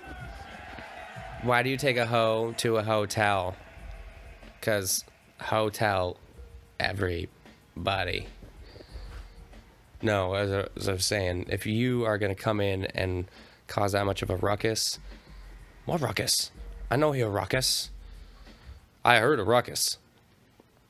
If you're going to come in causing all that nonsense, I don't want my other guests to have to experience that. So you will be paying for every single room in this hotel tonight. Because I'm not going to subject anybody else to you and your gang of hooligans.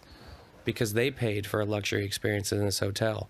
And it will be subpar if they have to be involved with you. That's the deal. Take it or leave it. Well, as a con artist, I respect your sales pitch. How about... Sure.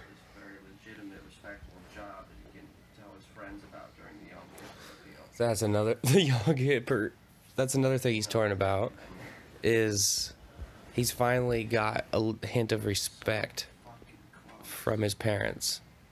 Well, his mom was always just his mom, but he's got this job that his dad is actually happy about, and he knows that it's bullshit. So do you go ahead and quit and disappoint your family again? Do you stay knowing you're doing wrong?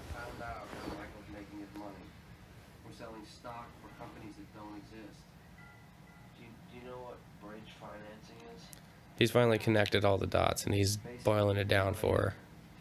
I think she already knows this, but she's probably amazed he's figured it out. They get money from outside investors. They're the bridge. And it's perfectly legal as long as there's no connection between the investors and the firm. But Michael's friends as the investor. Yeah. Every IPO we do. So that's why all the names on the contracts are the same. So they're all fake companies, fake investors, all the shit's fake. It's just to funnel people's money in and then drop the... And that's where the $2 rip comes in. He can afford to pay us that much, and it's worth it for him because he depends on us to literally create the market for him. And there's no other firm selling this shit. It's all artificial from in. And then as soon as we sell off in position, we need to maintain the inflated price. See, anybody who's getting this sales pitch from them, if they were just to hang up and call another stockbroker and ask about this stock, they'd find out that it's bullshit and fake. How does that really affect me? But they all get caught in this gust. Just the way that these guys carry them away with their words and pull them up into a cloud and make them think everything's going to be great. So how does this really change everything? I don't know, Sam. You tell me. I think they're about to get busted. He just gave her the breakdown. And no, am I wrong? Oh, it's this quote-unquote investment he's made has caused a lot of static between his wife and him. There's a newspaper article about that company's stock plummeting, but it's a fake stock. I don't understand that. How's that? That's a little bit of a loophole, right? How is that? If it's a fake company and an artificial market and all that, is it actually in the NASDAQ trade? I'm confused. I don't even know why I talked to you. You have nothing on me. Maybe I need to know a little bit more about how the stock market works.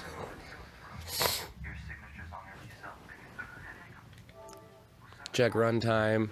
We're at 1 hour, 21 minutes, 45 seconds. God damn it, you fucking guys. Another Nazi rally. Pastor Seven's over a month ago. Everyone's opened the necessary 40 accounts for his team leader. When I was a junior broker, I did it in 26 days. Okay? So Seth has separated himself from the crowd already. He's the only one of his class that has done the mandatory 40 accounts and graduated to being his own broker. Creates emotion. I remember one time I had this guy call me up, wanted to pitch me, right? Wanted to sell me stock. So I let him. I got every fucking rebuttal out of this guy. And this is the part that I hate too. I hate when somebody tells you no and you have to go, "Are you sure?" Well, and you have to keep going and keep going and keep stroking them. I know they don't want to fucking talk to me, because I wouldn't want to talk to me. If I was in their shoes and somebody called me up trying to sell whatever, I wouldn't want to talk to that person. So I don't want to be the person calling. I always feel uncomfortable. 100 shares, wrong answer. No. Same with going door to door. If you knock on my door, I'm pissed off before I even get up to go answer it. Because people don't knock on your door these days. My dog's barking, my kid's asking what's going on. I have to pause my TV and make sure there's nothing obscene on. You know, like sometimes you'll be listening to a podcast and you don't realize what they're talking about. And then strangers at the door, you open the door and it's pussy, fart, fuck, cut nugget, this. And you're like, oh my God. Anyway. And I am deadly serious about that. Dead fucking serious. And have your rebuttals ready. Guy says call me tomorrow. So jobs where I'm inherently off-put by a person who does it, I don't want to do that job. You know what I say to them? Say, hey, look, man. Tell me you don't like my firm. Tell me you don't like my... And it's a means of gathering new customers, But don't tell me you can't... but it's not necessary. Anything that they're going to come to my door and try to sell me, if I wanted, I could go out and buy it. So I'm good. I don't want it enough to go out and buy it. I don't need you to try to convince me that I need it. Or he sells you on a reason he can't. Either way, a sale is made. The only question is, who's going to close? Once I took a writing class in college. I wasn't in college, but my senior year of high school, I had a light schedule because I didn't need the credits. So I took a writing class at the community college. And she gave us an assignment. I don't recall the exact specifics, but we were supposed to read some article and write a response. And the article sucked. I just hated the content of the article, the way it was written. I just couldn't get through it. And I was like, God damn it. Like, I'll write, but I don't want to have to read this. So that's what I wrote. I wrote a page paper about how I'm fine writing and I love writing and writing helps me express myself and it's cathartic, etc., which I don't do anymore. I don't write at all. But back then I really did like writing a lot. I probably still would, but I don't do it. It's hard to find the time. Anyway, so I wrote out this whole page about, you asked me to write a page response. I'm finding a workaround for that because I don't want to do it, and I'm finding it very difficult. So I'm going to write you this page about why I don't want to write a response to that. And that's what I turned in, and she gave me full credit for it. So I guess I sold her on why I couldn't. There was also another time where she assigned us to write a certain length, like 2 pages. And I don't even remember what I wrote, if it was a poem or a short story, but I got my idea across in 1 page. And I felt like adding anything to it was going to ruin it. I thought that it really was effective the way it was. And it was nice and concise. I wish I could remember the contents or even the subject matter. But I turned in a 1-page paper when the assignment was 2 pages. And I got back an A and the note, brevity is wit. So she actually saw what I did there. She saw that she appreciated that I used an economy of words that made it flow in a certain way that would be lost if I was forced to extend the length. It wouldn't have made it better. So I sold her on why. This sounds like more stroking my own ego. It's just examples of things you can do. The world is more malleable than you think it is, at least in certain situations. You serious? Serious as cancer. Okay, all I have This guy's about to lose his fucking mind. Like, seriously. Seth, you got a call on line 3? Seth is hiding under his desk talking to him. I was rambling and I forgot the contents of this conversation. I think he's trying to siphon more money out of him because he hasn't gotten pulled in by the cops yet. He doesn't know the jig is up. So this guy wants his money back. It's ruining his marriage. He's not going to be able to get the house. And he talked him into dumping more in. That's how they get you. Like, oh, you lost money and you're upset? Give us a little bit more, and when it goes up, your return will be even higher.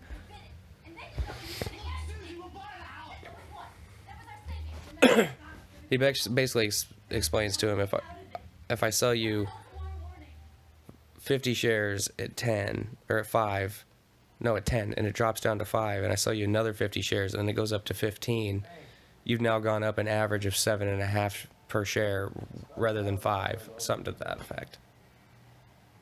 You lied again, you unbelievable piece of shit. You lied to all of us. Uh-oh. Tell me about JT Marlin.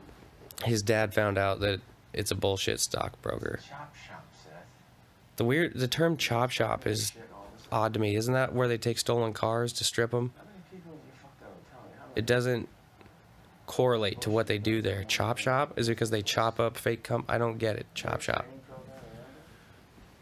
All the profits you made for your customers. Did you do anything for them, Seth? Tell me. Did you ever And it's all shattered. He's damaged the relationship with him and his dad even more now. He thought he was doing it to make it better. Oh, God. I'm done with you, Seth. And he has no idea. He's basically shattered by this. I don't want you to come to the house. I don't want you to call. He looks like he's just about to break down. His head is slowly dropping, and it's pinching into a pained face.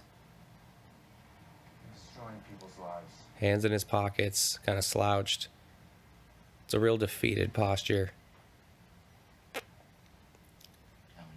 He didn't even get a word in edgewise. His dad just beat him down verbally. Out there any longer. This girlfriend of his may have already tipped him off. He could run at any time. She hasn't, sir.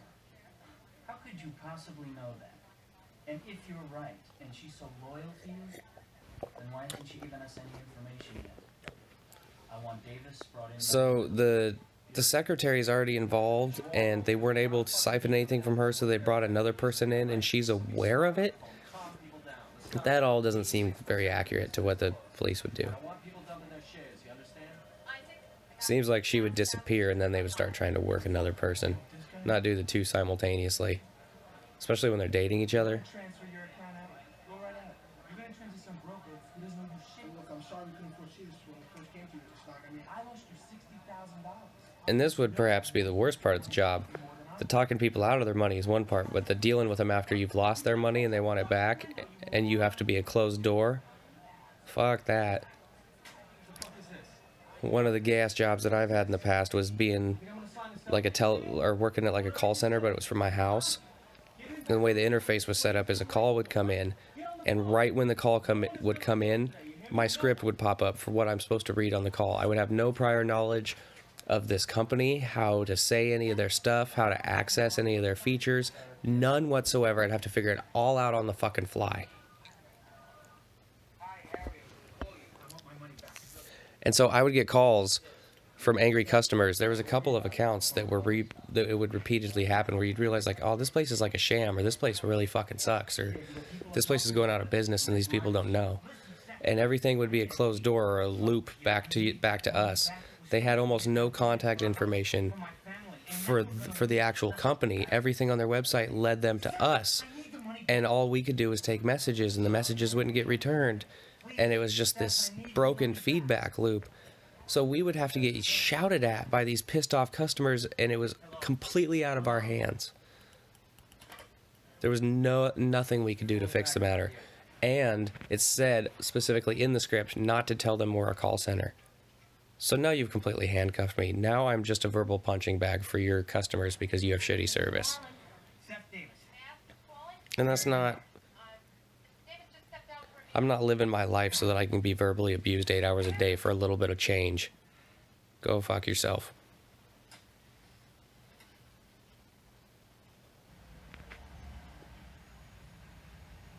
if you want to start a business I wish my dad where you provide a service where you're an intermediary between pissed off customers and poor business or poorly run businesses, organized payroll. don't take on more customers than you can personally handle, because you shouldn't sign anybody else for that fucking experience. Legitimate thing I had going. Sign anybody else I up looked my for that customers in experience. the eye and provided the service they wanted. Now I don't even look at my customers, and I push them something they never asked for. That's a fairly profound thought. And if you look, like, What are you doing here, Seth? both of the things that he was doing for a living were illegal, right? He had the casino, and now he's doing this. The casino was a face-to-face, honest exchange. Everybody's happy afterwards. The customer is getting the experience they want. Granted, they want to win when they gamble, No, I can't have any connection. but it's fair. Everybody's good. Told me to. Now he's doing sneaky shit over the phone, still illegal, but he's robbing people of their money and lying to them. He never sees them. He doesn't get to see the impact in their face, the look in their eyes. There's no humanity attached to it. So morally, he felt way better running his illegal casino than he does doing his illegal stockbroker shit. Marlon wants you to invest in, So remember earlier when I said that the police were surveilling him and that was problematic because his dad is a judge? He is now in his dad's chambers at the courthouse talking to him about illegal stock trading deals.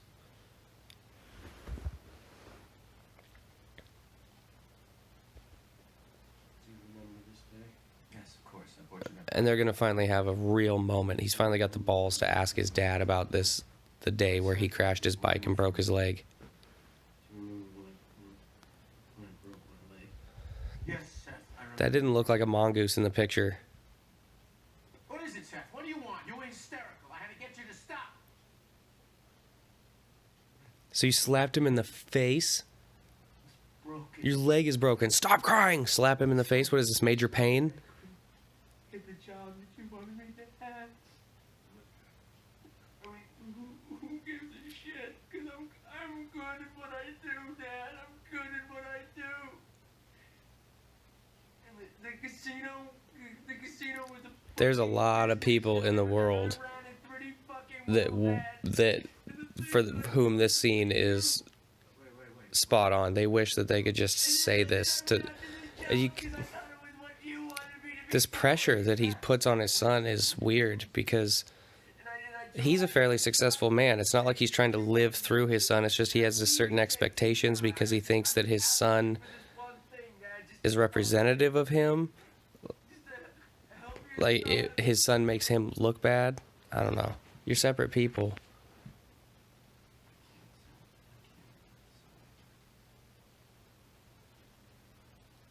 Earlier when I said that I was always in my head so much in soccer and the biggest problem was just letting it go, a lot of that was because I was constantly getting my ass ridden every time I fucked up. So you'd get worried that you were gonna fuck up because you didn't want to get your ass ridden about it. I have a friend that's just gonna go in with me, and if I do it right, I can take... Especially when it wasn't like My father can go... at certain intervals a bulk of criticism constructively. It was every fucking... I think you should just quit. I've invested too much time in this. I have no more money coming anymore because Jeff tanked my fucking gold mine. I need this. Oh, his dude he closed down the casino and now he needs out. And he's gonna run some kind of scam that I don't fully understand. I'm not aware of how it's gonna work. It's a minor detail in the grand scheme of things. What do you care if I pull this off or not? This is gonna be great for both of us. She's pretty fucking cute. Big Mama's house. Holla. She's been in a bunch of things.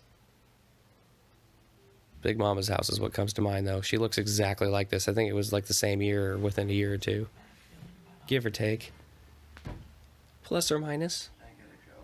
Seth, I need to talk to you. I just gotta figure something out. Seth, I need to tell you something. She wants to tell him what's up, Walk out. and he's about to find out. Anyway. Seth, No, he's not. I'm wrong. It's not at this time. what's going on? So he's ruined this middle America man's life. His wife and kids are now packing up and leaving him. They're clearly not buying the house. And he's sitting in the corner holding his knees, breaking down. I know. You went too far this time. Very, very close to Well, then just when you figured it out, you should have stringing himself up from a ceiling fan.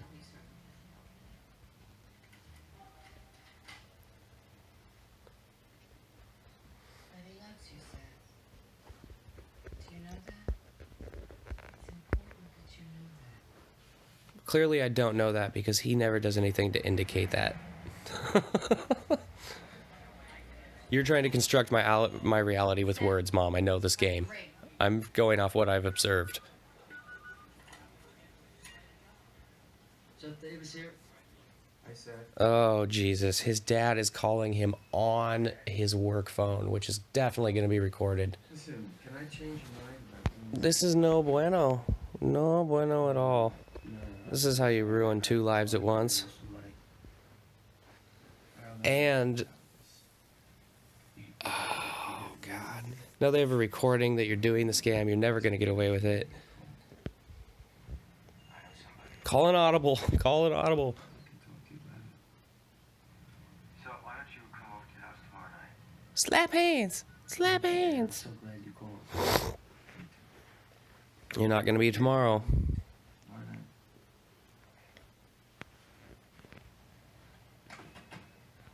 I don't know if they expected us to catch that, but clearly. So do you want to talk to me? I mean, She really wanted to tell him what was going on, and she didn't get the opportunity because he bounced. And now she's not going to get the opportunity. He's going to get ripped out of his car like a common criminal. you're not going to be able to prove anything. Who says they have to? I'm gonna lose my job unless I put some distance between us right now.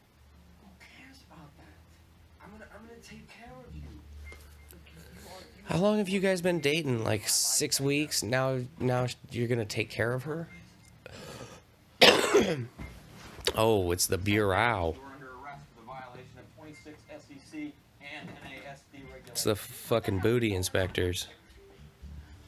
Seth, I'm gonna get you out of this. Just don't call my father. Get back in the car. Just don't call my father. Oh, betrayal. Cop called her by name, and Giovani knows now that she's been aware the entire time. And He didn't do anything. What the hell is going on? fucking pulled his dad's coat. What is he doing here right now? Seth, That would be an ultimately frustrating situation to walk into. You already know you were doing dirt. You were prepared to get out of it. You got caught. Okay, the jig is up. Fuck it. But why is he here? can I change your mind about doing the IPO thing? He is recording this.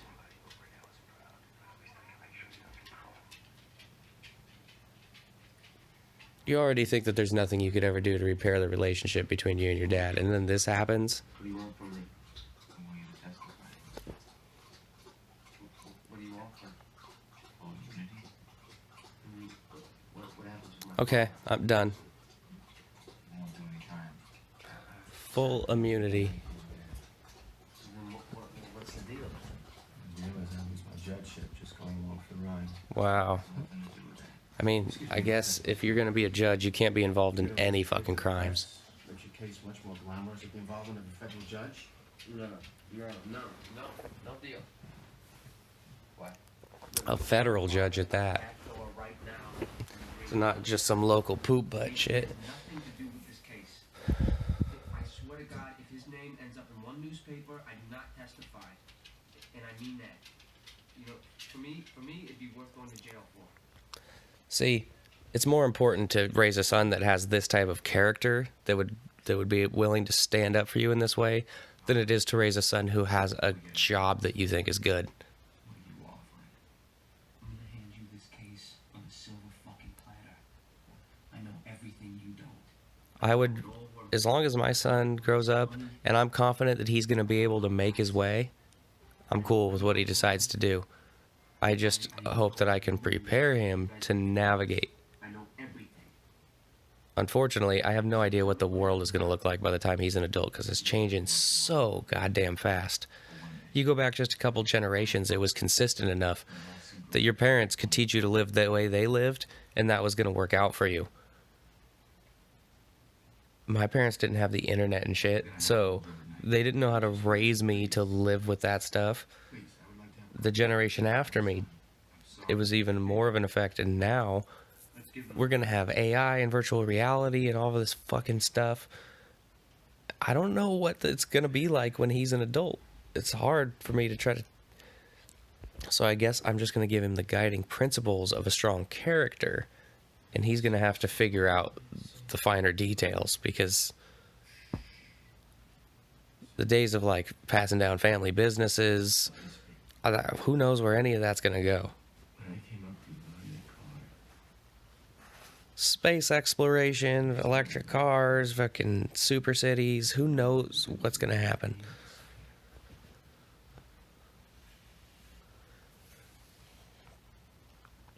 Because this merge with us in technology is just, it's like a magnet and steel. And the closer we get, the stronger the attraction. Things like a high school job at McDonald's, that's not going to exist by the time my son's that age. There's no way in 11 years they're still going to have people cooking the burgers and taking the orders. That'll all be phased out. And it'll be more efficient. There's a Jack in the Box down the fucking street from my house that gets my wife's burger wrong every single time we go there. I even make it a point to double check with them verbally. I look at the screen in the order, like, they get it wrong every time. I'll even phrase it differently. Sometimes I'll say without, and I'll tell them what needs to not be on it. Other times, I'll tell them the only things I want on it. No matter what the fuck I do, they get this burger wrong. And it's like, God damn it, bring the robots in so at least I can get the fucking burger I ordered. And those are the kind of people bitching about how they can't earn a livable wage. You don't provide a payable value, motherfucker.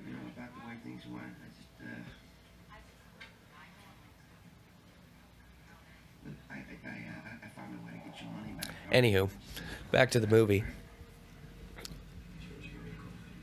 The shit's come tumbling down. Humpty Dumpty's not going to be put back together again. So he's at least can reach out, and he's going to try to mend the fence and make it better with, I think it's Harry, the guy, the middle America dude whose life he's ruined because he spent his down payment on some shitty investments. What are you just sitting on your floor going through filing cabinet? Like, what are you doing? His name is Harry Renard. I don't know. Well, I think you should, because we're about to lose him now. He dropped $50,000 on Ferrotech. So now And you want to do what? he's delivering a sales pitch to the king of the salesmen.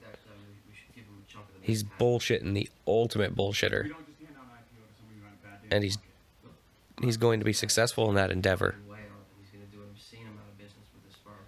You're somehow just sure of this. Yeah, the guy completely trusts me. You know, he doesn't even need the money. This is an exercise in what he's learned basically in this environment. How many trades has he made?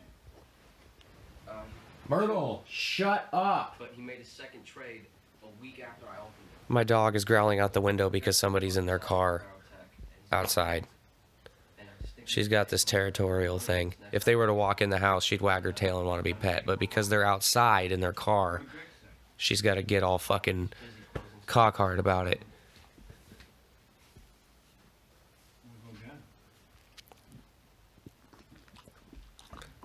Stop making noise.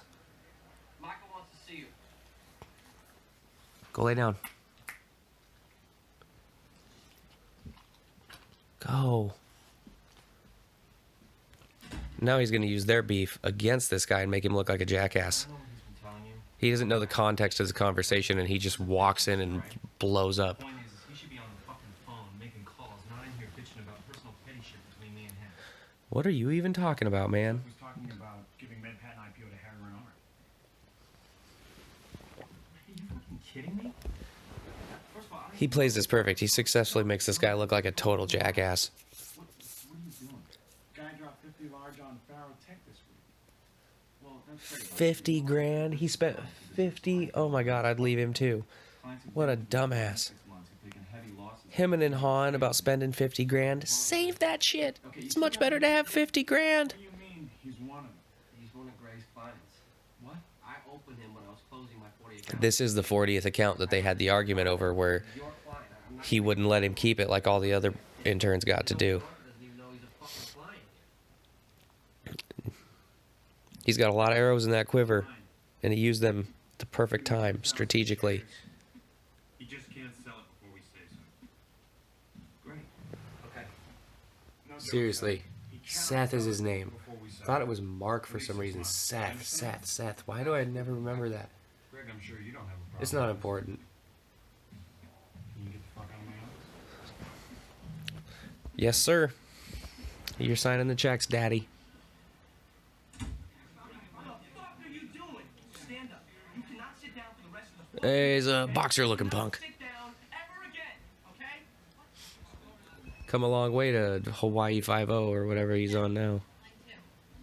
He had a lot of these type of roles in this era for a short window of time. He was in big movies as like ancillary characters. Scott Conn I'm talking about. And then he was kind of gone for a while. Well, he was in the Oceans movies, 11, 12, 13, 14, 15, 16. And then now he's in Hawaii 5-0. It just seems to me like he had a burst back in the late 90s, early 2000s, and then we didn't see him for a while in much besides those Oceans movies. But he probably made so much fucking money from those. Well, I don't know. I know how well it would spread out does the money get on a situation like that. You know George Clooney, Matt Damon, Brad Pitt had to get paid. Julia Roberts. You start running out of money quick.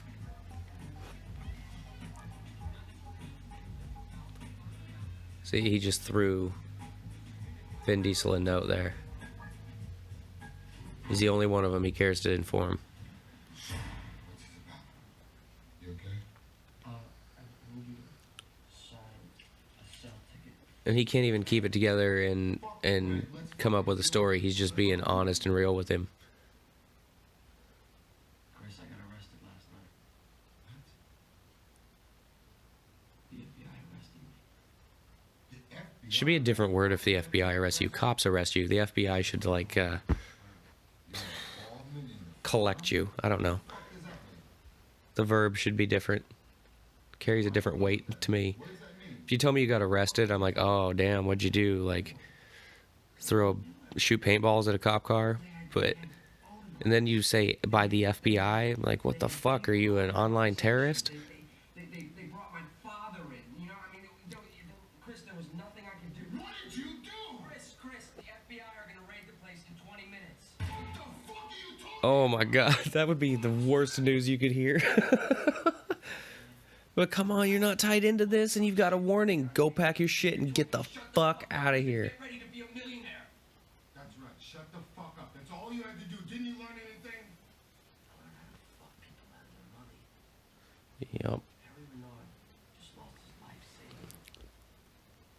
He wasn't a whale. He was just some poor schmuck. And I took him. I did everything that JT Mullen told me to do. And I made up his mind. See, he's learned that the get rich quick bullshit is bullshit. That's what we do here. What liars. Sir,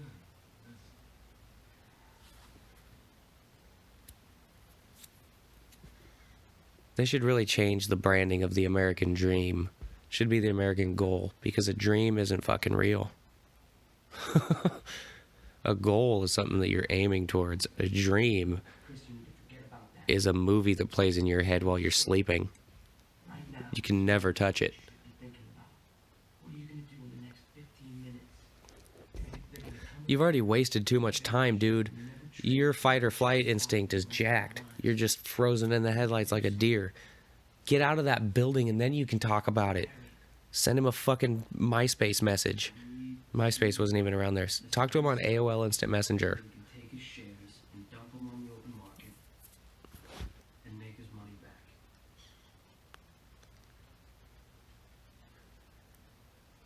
Oh, come on, Chris, come on. What's the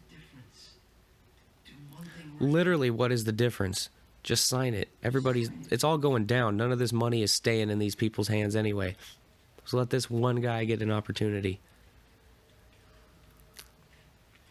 And now go pack your shit and get the fuck out of here. And I mean now, motherfucker. It's cops. Go, go, go, go, go. Treat this like it's Fast and the Furious and your fucking bullshit illegal street races getting busted. And make like a tree and branch. I ain't talking to you no mo.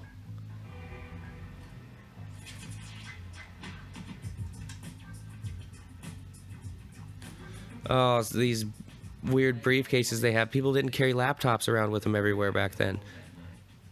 So these are all old school briefcase, messenger bag style things that don't have a laptop compartment. So the structure of them is different. What if I had skipped over Harry's car? And they're lighter. Because they don't have a fucking laptop in them. Hey, I ran a casino. It's the next step I gotta figure out. Yeah. I'm a lottery winner. I tried slinging crack rock. And I don't have a jump shot. Do they know that you're allowed to leave? Because they're just gangbusters rushing that lot, and you're kind of like stuck in there now. Convenient for you, you were parallel parked in two spots that are supposed to be perpendicular parked. 3 spots. Motherfucker. There's no way Vin Diesel got out of there in time. They brought fucking correctional school buses. It's not a school, it's a correctional facility bus, but big ass buses to arrest all those dudes. It's not gonna look like that party they were having on the other bus. The music. Bum, bum,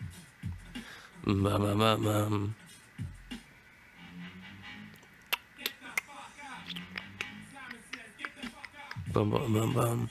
Anyway, so that is the 2000 film Boiler Room, starring Giovani RIbisi, Vin Diesel, and Ben Affleck, and many others. Like I've said before, this is... I know it probably seems like it seems to me like I say this on almost all the commentaries that I've done, but this movie is very high on my personal list. This is a staple in my collection. As I told you at the beginning of the podcast, it's probably in my personal top 5 of movies that I have to, because it both inspires me and reminds me of the evils of pursuing quick money. The music is good. I like the dialogue between the characters. It's in a setting that I can relate to easily. I've watched a lot of mob movies and things like that. It's right in my wheelhouse. It's relative to my interests. And it's a pretty good overall product. It doesn't have the ante upped quite like you see in a Wolf of Wall Street or something like that.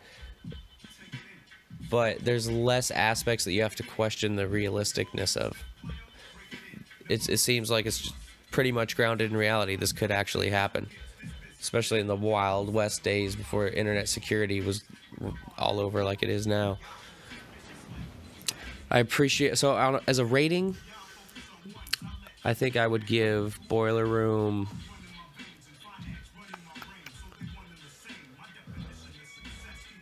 I think Boiler Room's an 8.5. I'll give it an 8.5. In the morning, when I'm sober, I'll see if I still give it an 8.5. 8.5 might be high. I think I'm going to settle on 8. That ball kind of rolled around a little bit and then came back and settled at 8. I think that's what we're going to go with. Thanks for listening to the podcast or watching on YouTube. If you were doing it that way, please like, subscribe, comment, share. Check me out on Instagram at Avarice Trading. Until the next time, this is Devin signing off and saying, be easy.